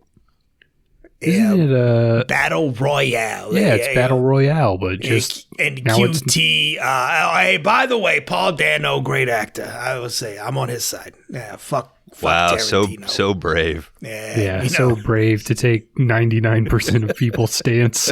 You want me to say he's an asshole? I don't know. I never fucking cast the guy. Never even thought about him. That's maybe why he's saying that. You didn't have a bit part in Black Dahlia or something? Nah, when all else fails, you either become a realtor or you call Paul Dano. I don't know. You know what I'm saying? Anyway, I'm talking too much shit here tonight, guys. horrible choices. Just, can we do better, please? Well, On a serious, from the bottom of my Brian De Palma heart, split. Your cholesterol riddled heart, I'm sure. 1, 2, or 3, 4 wines a day keeps the doctor away there, Bones. You might take that up. Guy knows my name. Custom made 5X safari jacket. Look at this beautiful Rolex Lithgow gave me, Kron. I guess you're burning calories if you're doom scrolling. I might give it to you on my deathbed and not. What do you want us to do? The whole point is to explore the I still got some movies genres left. and Kron's got all these VHS that he's ripped. Yeah. There's fucking things called 4K, you idiot. Like, he's still ripping fucking VHS for these two. There's a ton of stuff that never made it off that format, BDP. And from what I hear, you Hallmark need to Plus fucking is 1080 max. So wait, Hallmark Plus? What is that? If you're on Hallmark regular, it's 720, dude. I still get the ads when I gotta watch this fucking shit Christmas music. Hey, Kron, your Plex sucks ass. Oh, just God like damn your it. face. Bones. Yeah, you're all right. The other guy, gay. All right, I gotta go. What? It's not an insult. Fincher. Tell him to text me. I don't talk anymore. I bet if you Tell him to text. I bet texting David Fincher, you get the 3 dots constantly. Mm-hmm. 3 He dots. likes to disappear, think it out. We'll say that. Yeah. He types up GIF 100 drafts of a text before he Big GIF just guy. ends with K. Big GIF guy? Yeah, big GIF guy. Who's guy? Who guy that did Transformers? Who's that guy? Who Michael guy? Bay. Michael Bay, big GIF guy too. Michael Bay. Who guy? Anyway, don't get me started on that fuck. Not my who guy. Candace. She's my new assistant. Check her out, boys. Wow, Do I'm a glad spin. that- Do I'm a glad spin. this one has a name. Oh, Yeah, wow. do a spin. You like Never that? mind. All right, Oh. yeah. I thought you were like not sexist for a second, and then it. I'm getting older and they're getting younger. That's just how it is. I'm fucking old as hell. That wasn't derogatory in any way. I just mean how old Well, are it you, was Candace? derogatory for Candace, who you told to spin around. She's 32. Okay, leave her alone. You look great. Okay. You're doing a wonderful job. Poor Candace. Yeah. No, I paid you last week. I wrote the check. Okay. All right, we'll figure that out later. All right. You think he's doing online banking? 2 guys, Reynolds. Two I'll guy, sketch you who later. guy. Who guy rental? Pacino. What are you talking about? Dick again? Pacino great in this movie. God damn. What an actor. I just had a baby. I gave him All a right. gift. Hey, why don't you text love us you. the rest of your I thoughts? gave him. Hey, first off, hold on, shut up. I gave him one of those booger suckers. You suck the snot out of the noses. He was totally grossed out. He's not gonna use it. That asshole. BDP Anyway. gave like 6 goodbyes, and then I gotta go, Kron. Shut up. You fucking want me here so mad. And I'm finally back. All right. love I you, gotta buddy. text Fincher. Leave me alone. All right, guys. Sorry about that. Spilt this whiskey drink all over the place. What happened? Where were we? That's the hottest he's ever come in, I think. yeah, a lot of contradictory kind of stuff from BDP tonight. Defended Paul Dano to immediately slam him. What? Yep. Brian showed up? Loves John Yeah. Lithgow, but he only works for money.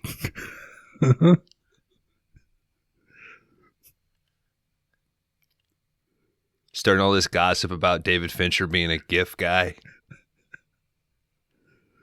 I can see that. Mhm. All right.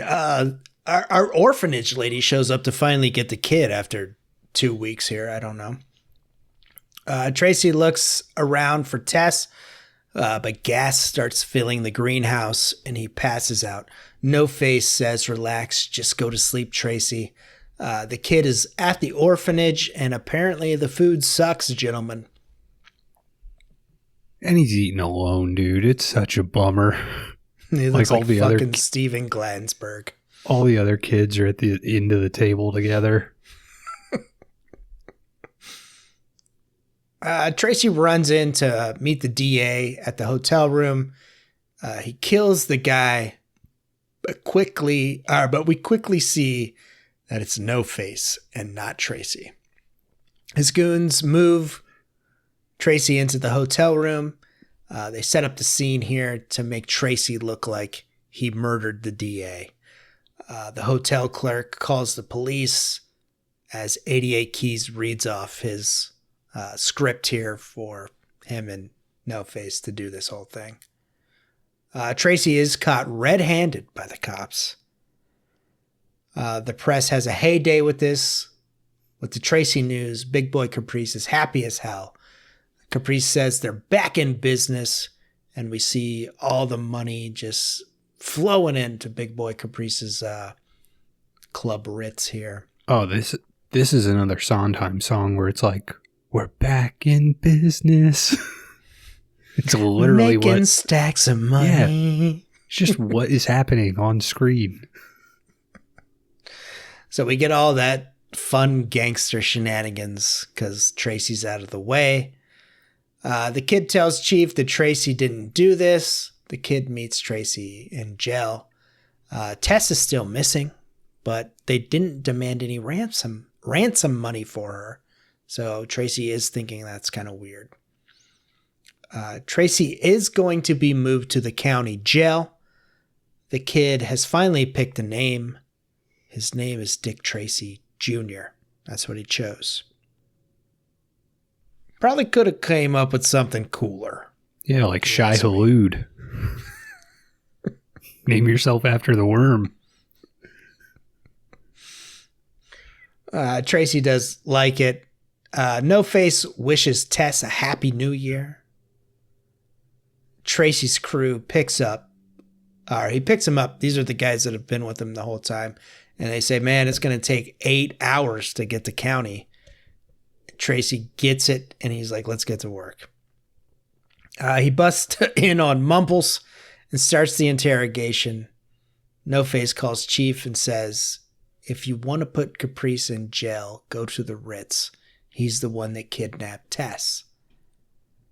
Chief heads that way.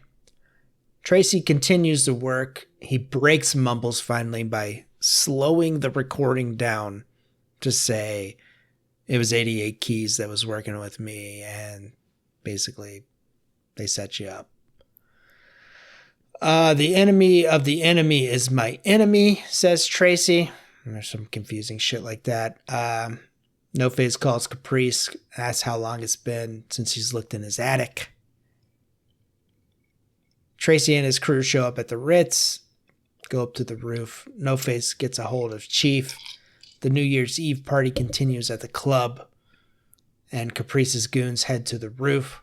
Tracy sees Tess in Caprice's attic. Caprice sees Tracy. They exchange bullets. It's a lot happening here in the last 30 minutes, guys. And nothing funny. It's just, you got to get through it. You can't be goofing around. Yeah, we got to finish. Let's end this thing. Flat Top gets Tess as Tracy jumps through the window. This locks Tracy into this attic, basically traps him. Tracy looks for a way out. The police show up at the Ritz. Tracy starts ripping through the floor. Caprice learns that they are surrounded.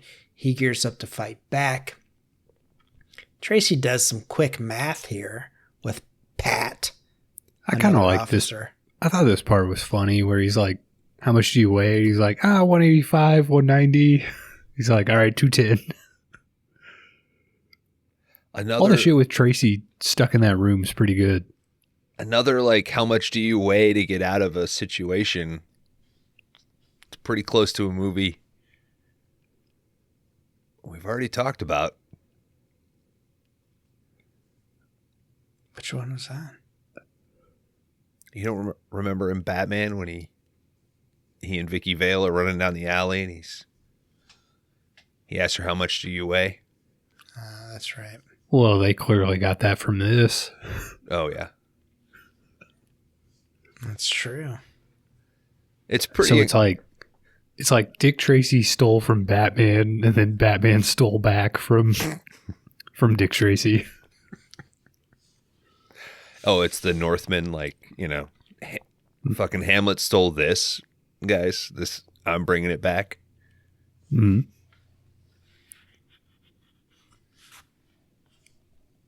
Do we see this guy again, the one that sacrifices himself? No, he's The just kid- stuck in that. Still stuck. He's stuck in the attic for the rest of the film. Dude. Yeah, sorry, Dan. I don't think you've actually explained what he does here yet. He's a fucking skeleton right now. Yeah, so Tracy basically makes a fucking seesaw. So Pat jumps in. That's why I picked him for best skeleton when we went on George's show. You didn't. You picked Home Alone 2. I said, if you can just, follow the timeline through. This guy's a rotted corpse up there. It's the best implied skeleton. Mm-hmm. I'm going to make a bet right now on FanDuel, which is available in Missouri. If you guys type in 5DR, you do get a $350 to add to your bets. That George has never seen Dick Tracy.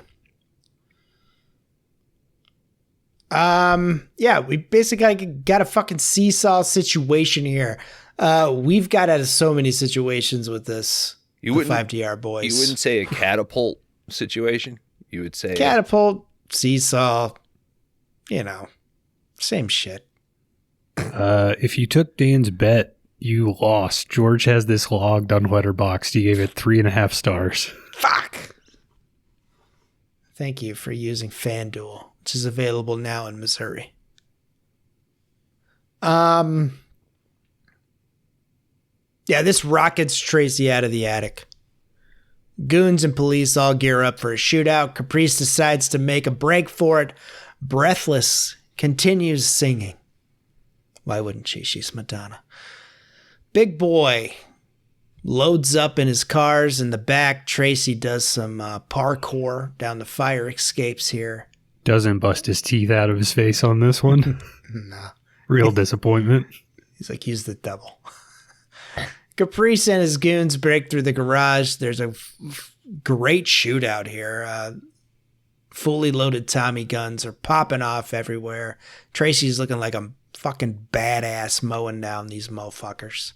This has to be another leftover from the Walter Hill pass on the script.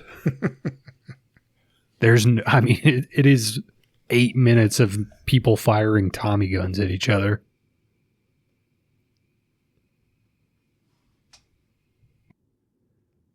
Cars are crashing and shit like that. So it looks good. I think the shootouts are done very well in this movie. Mm-hmm. Caprice escapes back into the Ritz with Tess and hides out. He takes the underground tunnel to escape. Tracy runs in. Breathless gives up Caprice right away. He's like, he went in there. Tracy knows about the tunnel and takes off across town to the exit of the tunnel. He chases them up the bridge as a ship is passing by, and he's like, we can jump. No, we can't. He's too scared.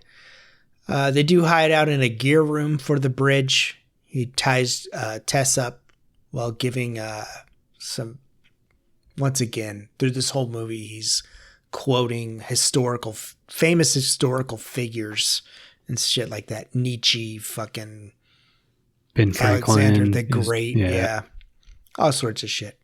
This is also the famous, like, I'm going to have a thought. I'm going to have a thought. Never mind.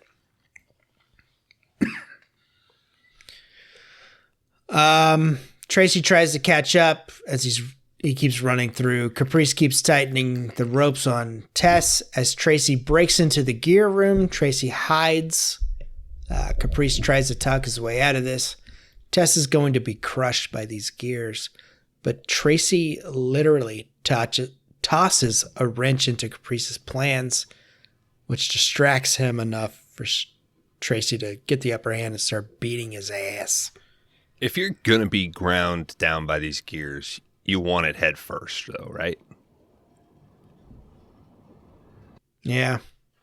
Yeah. You wouldn't want a leg. That would suck. It just doesn't make any logistically any sense. I don't know. What do you mean? It seems like Tess should have died while this was going on. Because the gear is big, but it's not. It seems like it would have went around a few times already. I'm just saying. But our layout here is confusing.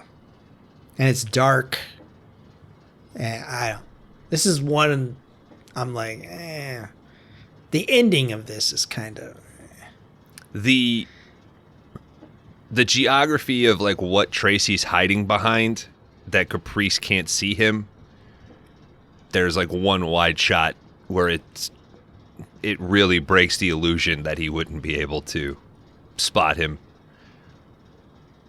Yeah, because he kind of walks to see where he's at too, which I thought he was going to run the decoy again, like with his jacket or something, and be like, okay. What are you playing, hide and go seek?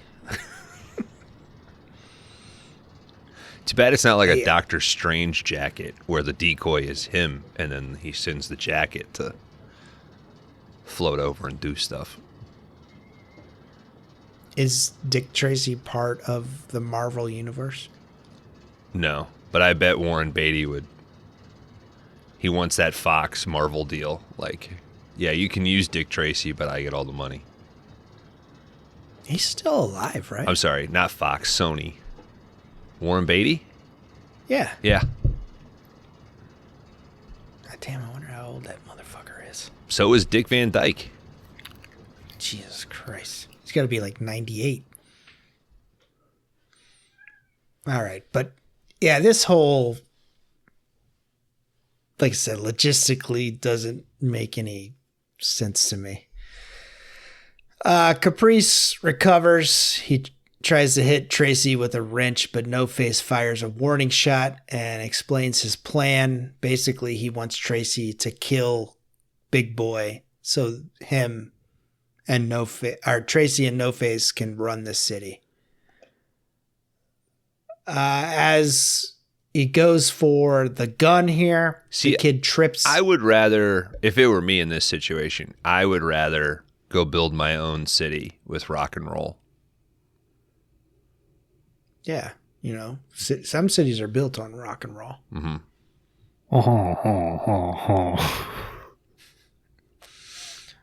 The kid is here the whole time, hiding, of course, what he does best. He trips No Face. You think he hides better than he eats? No, he eats better than he hides. He's still pretty good at hiding, though. Too bad he should just chew through the ropes. That's true. Yeah, would have been cool if there was like a big donut door he had to work his way through to save Tracy one more time. Is the kid just like Homer Simpson? Like, kinda. Hungry. The kid trips No Face. Caprice grabs a gun and shoots No Face, and Tracy pushes Caprice off of the platform. That's it. That's what we get. Tracy rescues Tess. They hug. Tracy exposes No Face. It's breathless, guys. Whoa. What? Back it up and restart your Plex, dude. It already went I out don't like know. 6 You're going to have times. to exit out and get back into the movie 3 or 4 times. I've already seen Tracy running into the diner 8 times because it's fucked up.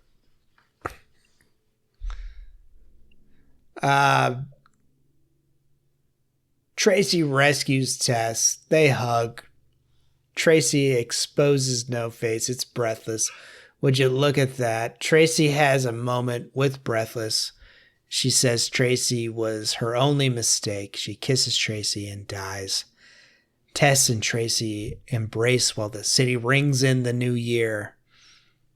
This is a Christmas movie? No. All right. Back at the diner, the kid gets a gift from Tracy. It's a watch of his own. Tracy finally tells Tess that she's moving in. Whoa, your heart attack readings are off the chart.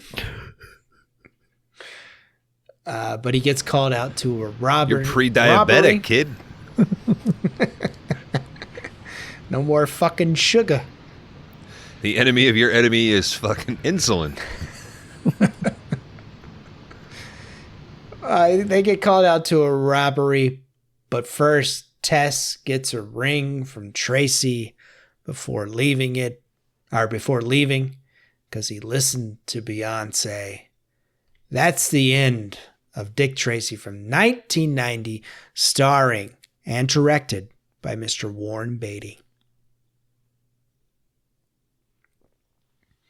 Gentlemen, upon further research, this was released June 15th of 1990, had a budget of $47 million and a box office of over $163 million. It was a hit. At the cinema that month, you could catch Gremlins 2, The New Batch. You could catch Total Recall. You could also catch RoboCop 2 and a modern classic called Frankenhooker. I mean, not a bad week at the movies, dude. Gene Hackman turned down the role of Lips because he couldn't bear being directed by Warren Beatty again after his experience in Reds from 1981. And we all know how he turned out. A 2-hour and 15-minute version of this film does exist, as confirmed by Warren Beatty in a 2002 interview. Was that Tracy zooms in?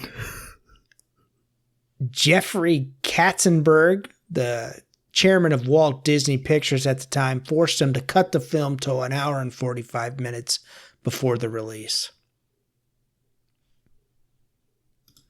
This is the highest grossing film of Warren Beatty's career.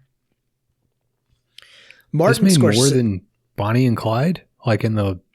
Damn, that's pretty crazy. Martin Scorsese was signed on to direct this movie in 1985 and wanted to make a serious film in contrast to recent tongue-in-cheek comic adaptations like Superman from 1978 and Popeye from 1980. Don't you fucking talk about Popeye. Popeye. He eventually dropped out because Warren Beatty wouldn't give him the final cut. Beatty then approached Bob Fosse, Hal Ashby, Sam Raimi, Brian De Palma, and the Coen brothers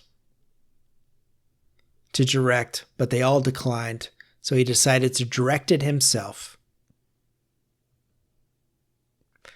According to his autobiography, comedian Gilbert Gottfried was nearly cast in the role as Mumbles based on his voice.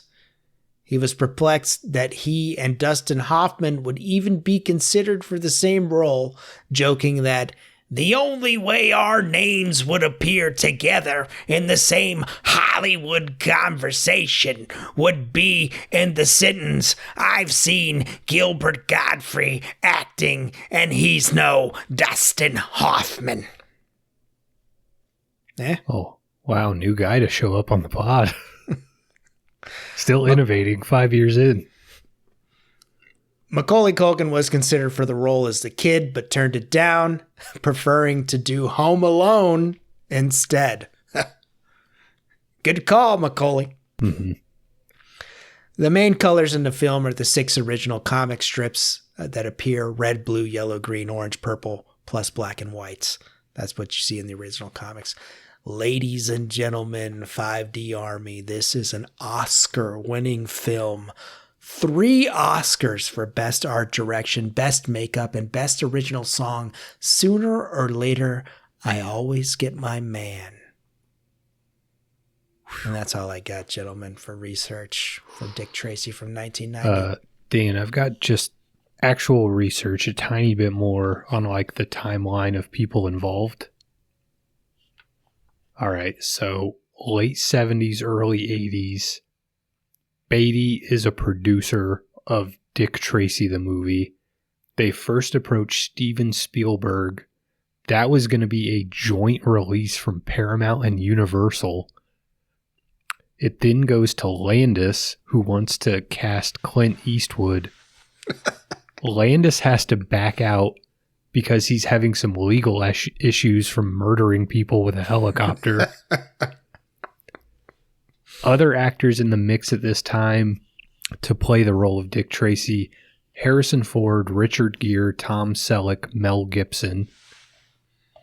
This is when it goes to Walter Hill, and it would ultimately be produced by Joel Silver.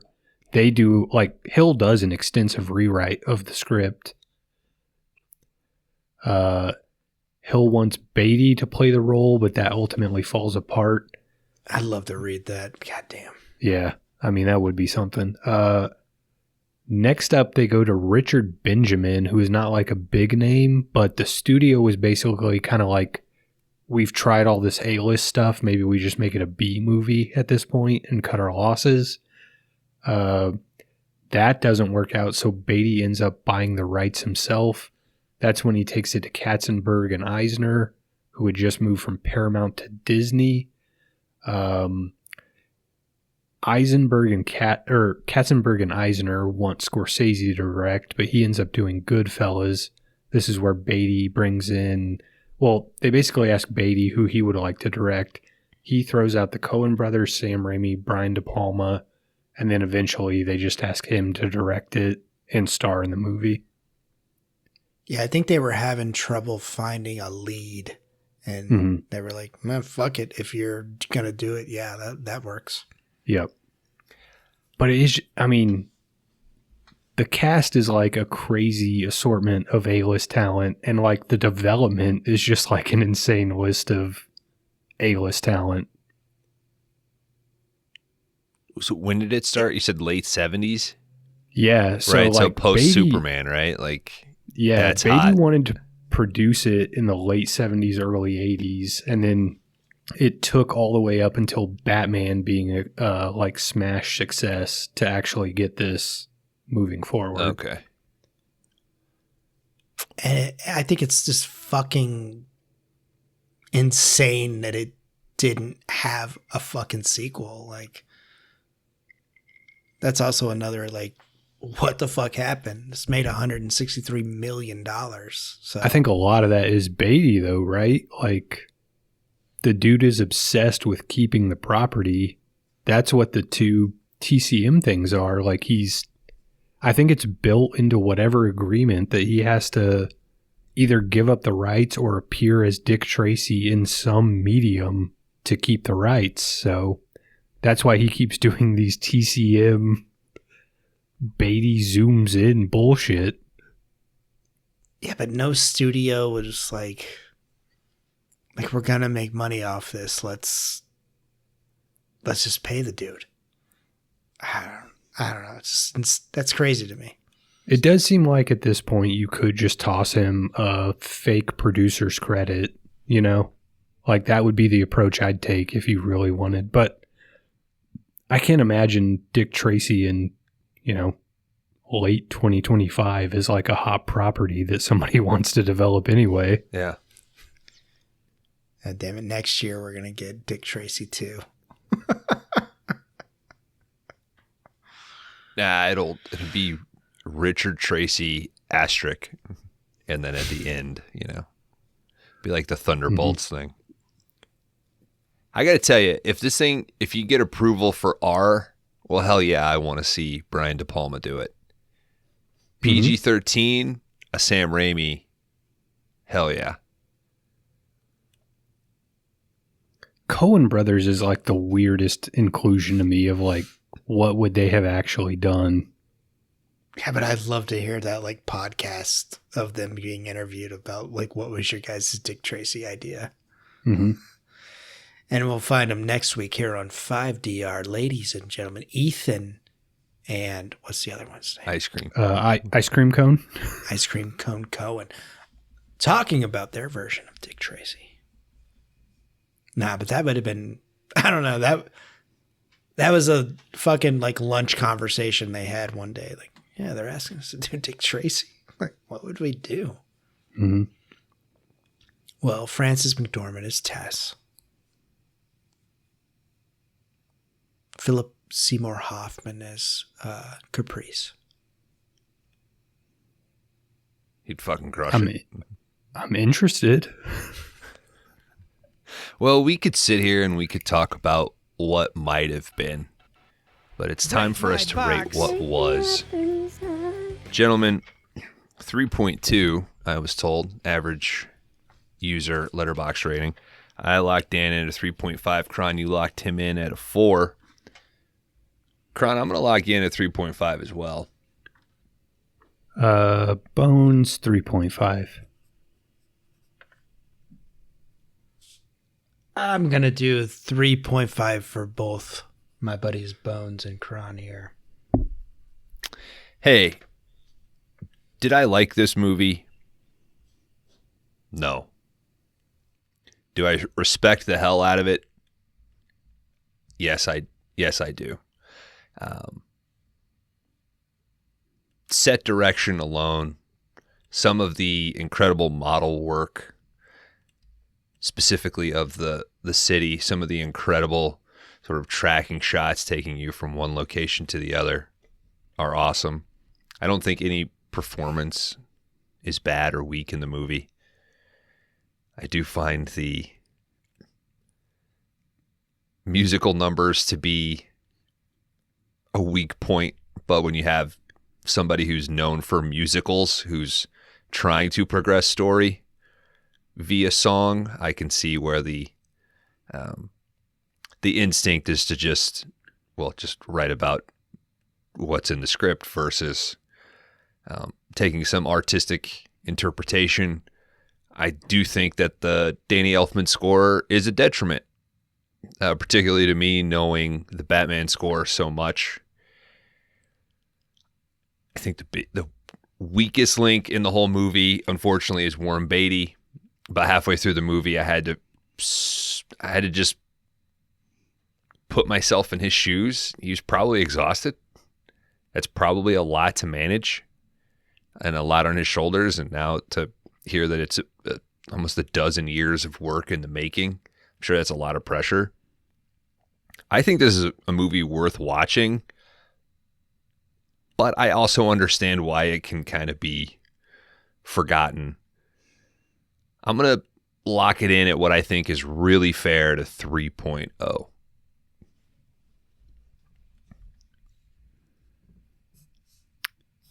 right, dudes. Dick Tracy from 1990. Bone said, did I like this movie? And I would have to answer, yeah, I kind of like this movie.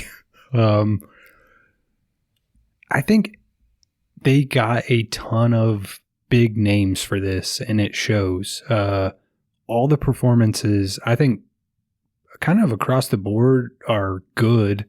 The one weak point being Warren Beatty. I think he probably is the most wooden, most like not understanding the movie that he's in, which is weird because he's directing the damn thing.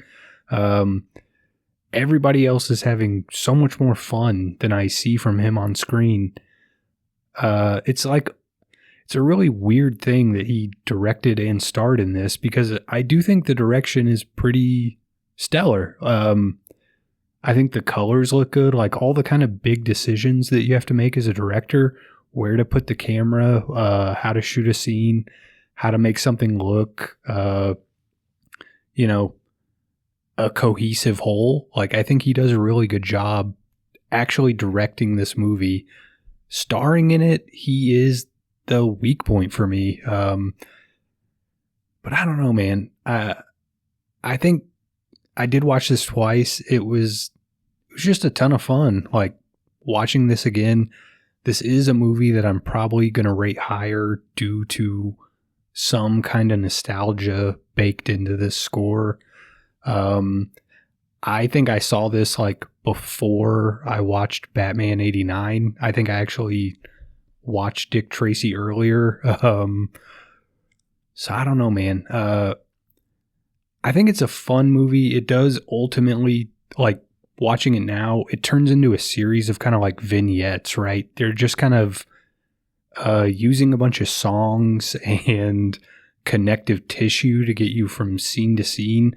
I don't think the movie is necessarily like super coherent or really works the way I think a really good movie should kind of like flow together. But I don't know, man. I watched this quite a bit on VHS rentals when I was younger. I'm going to give this a 4. It probably doesn't deserve that. I would split me in bones for like where this should actually belong, but I don't know, man. I watched this a lot when I was, coming up in film. So 4.0. Thank you, Karan Howard. Fucking Dick Tracy, 1990. Warren Beatty. You go on Netflix and you watch Jay Kelly. Don't. But you throw on Dick Tracy afterwards. And this is a movie, dude. Like, that kid looking at those goons playing cards has more artistic vision in it than half of the fucking shit you're gonna watch in 2025. It just looks like a movie. There's some direction to it. As Karan said, I think maybe Warren Beatty might be the weak link, sorry. Acting wise, but not direction wise. The colors are great. I love how they stuck to that. Like, these are the main colors of the comic. Like, you could tell that this meant something to him. Maybe as a kid. I had to be as a kid. This shit started in 31. So, before World War II and shit. Passion project, I guess, maybe. I don't know. But I think the actors are doing great stuff here. He does get top of the line dudes and ladies to do it. I think Madonna's pretty fucking good in this movie. I don't know. Like, there's a certain nostalgia that I think that Bones was kind of talking about, and Karan, that it's the childhood. I watched this movie a lot when I was a kid, along with Batman 89. I didn't realize how close those two were together until we did do this movie. So, I think the fucking bad guys look great, how they just do the practicals. It's a 3.5. I mean, maybe if I seen it in a packed theater with a whole bunch of people that loved it, it would be a 4.0, but I think it's a 3.5. I think that's where to put it. It's not bad. It's fun. Like I said, I watched it a lot, just like Karan, and it's just kind of growing up. That's what it is.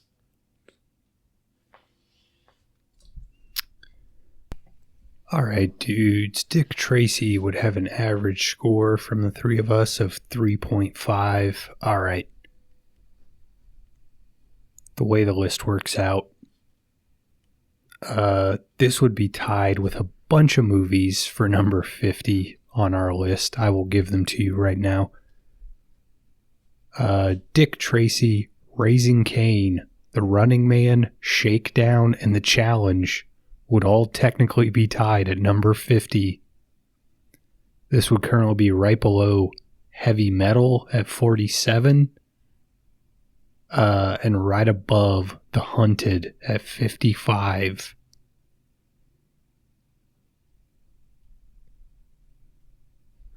if we factor in the letterboxd average, this would be Dick Tracy would be at the top of the grouping of 50s.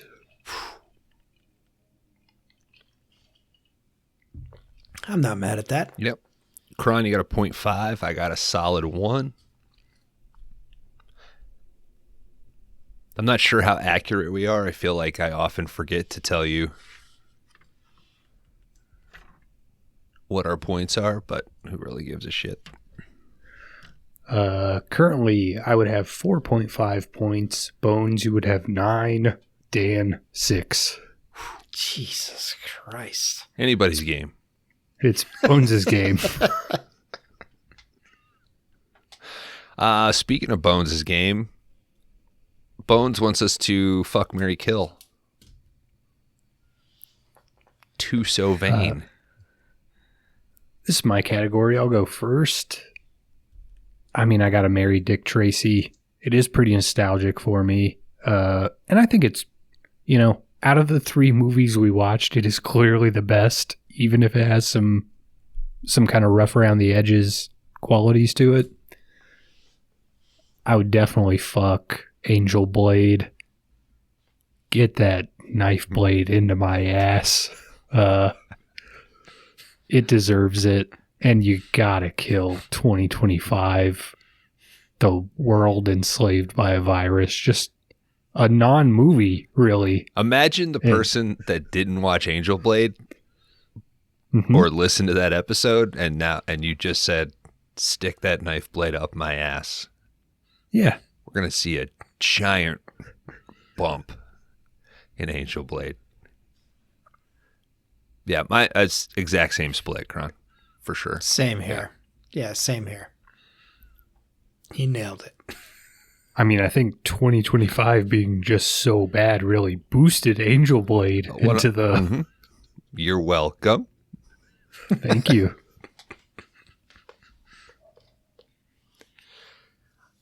That was a hell of a January, huh? Mm-hmm. You guys want to know what we're doing for February? I absolutely want to know. Can't wait. Kron, February, Valentine's Day, season of love. You know I'm hot and horny during February, dude. Feels like the last few categories, and you've clearly on record in this category have stated that maybe I hate you. And that's not the case. Our category is called Let the Record Show. And you can pull from any movie rated from the 3 of us between a 3 and a 4, which means let the record show one of us likes it.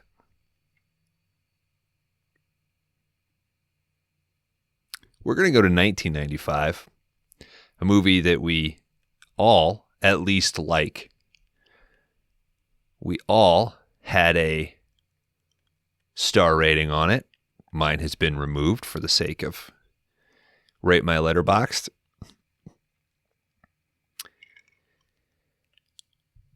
I hate to go big budget Hollywood, just right back into big budget Hollywood, but after 2025, the world enslaved by a virus, I figure my low budget bank has been filled for the year. So let's watch something big, bodacious, and in the spirit of Too So Vain being a sequel category, let's just watch a sequel movie. Let's go to 1995, John McTiernan back at the helm of Die Hard with a Vengeance. Whoa.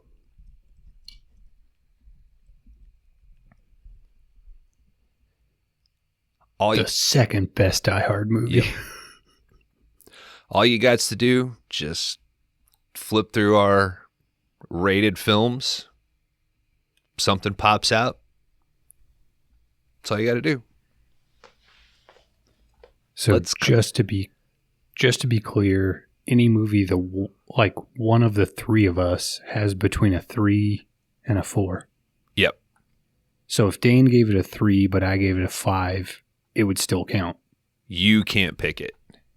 Right. Okay. Let's say Dan gave it a 3, I gave it a 4.5. Yep. Okay. So we all have to have a rating on it? No. At least, I started with like at least Kron. Like, let's just go through Kron's filmography and watch movies that we know for sure he likes, just to fill his tank up a little bit.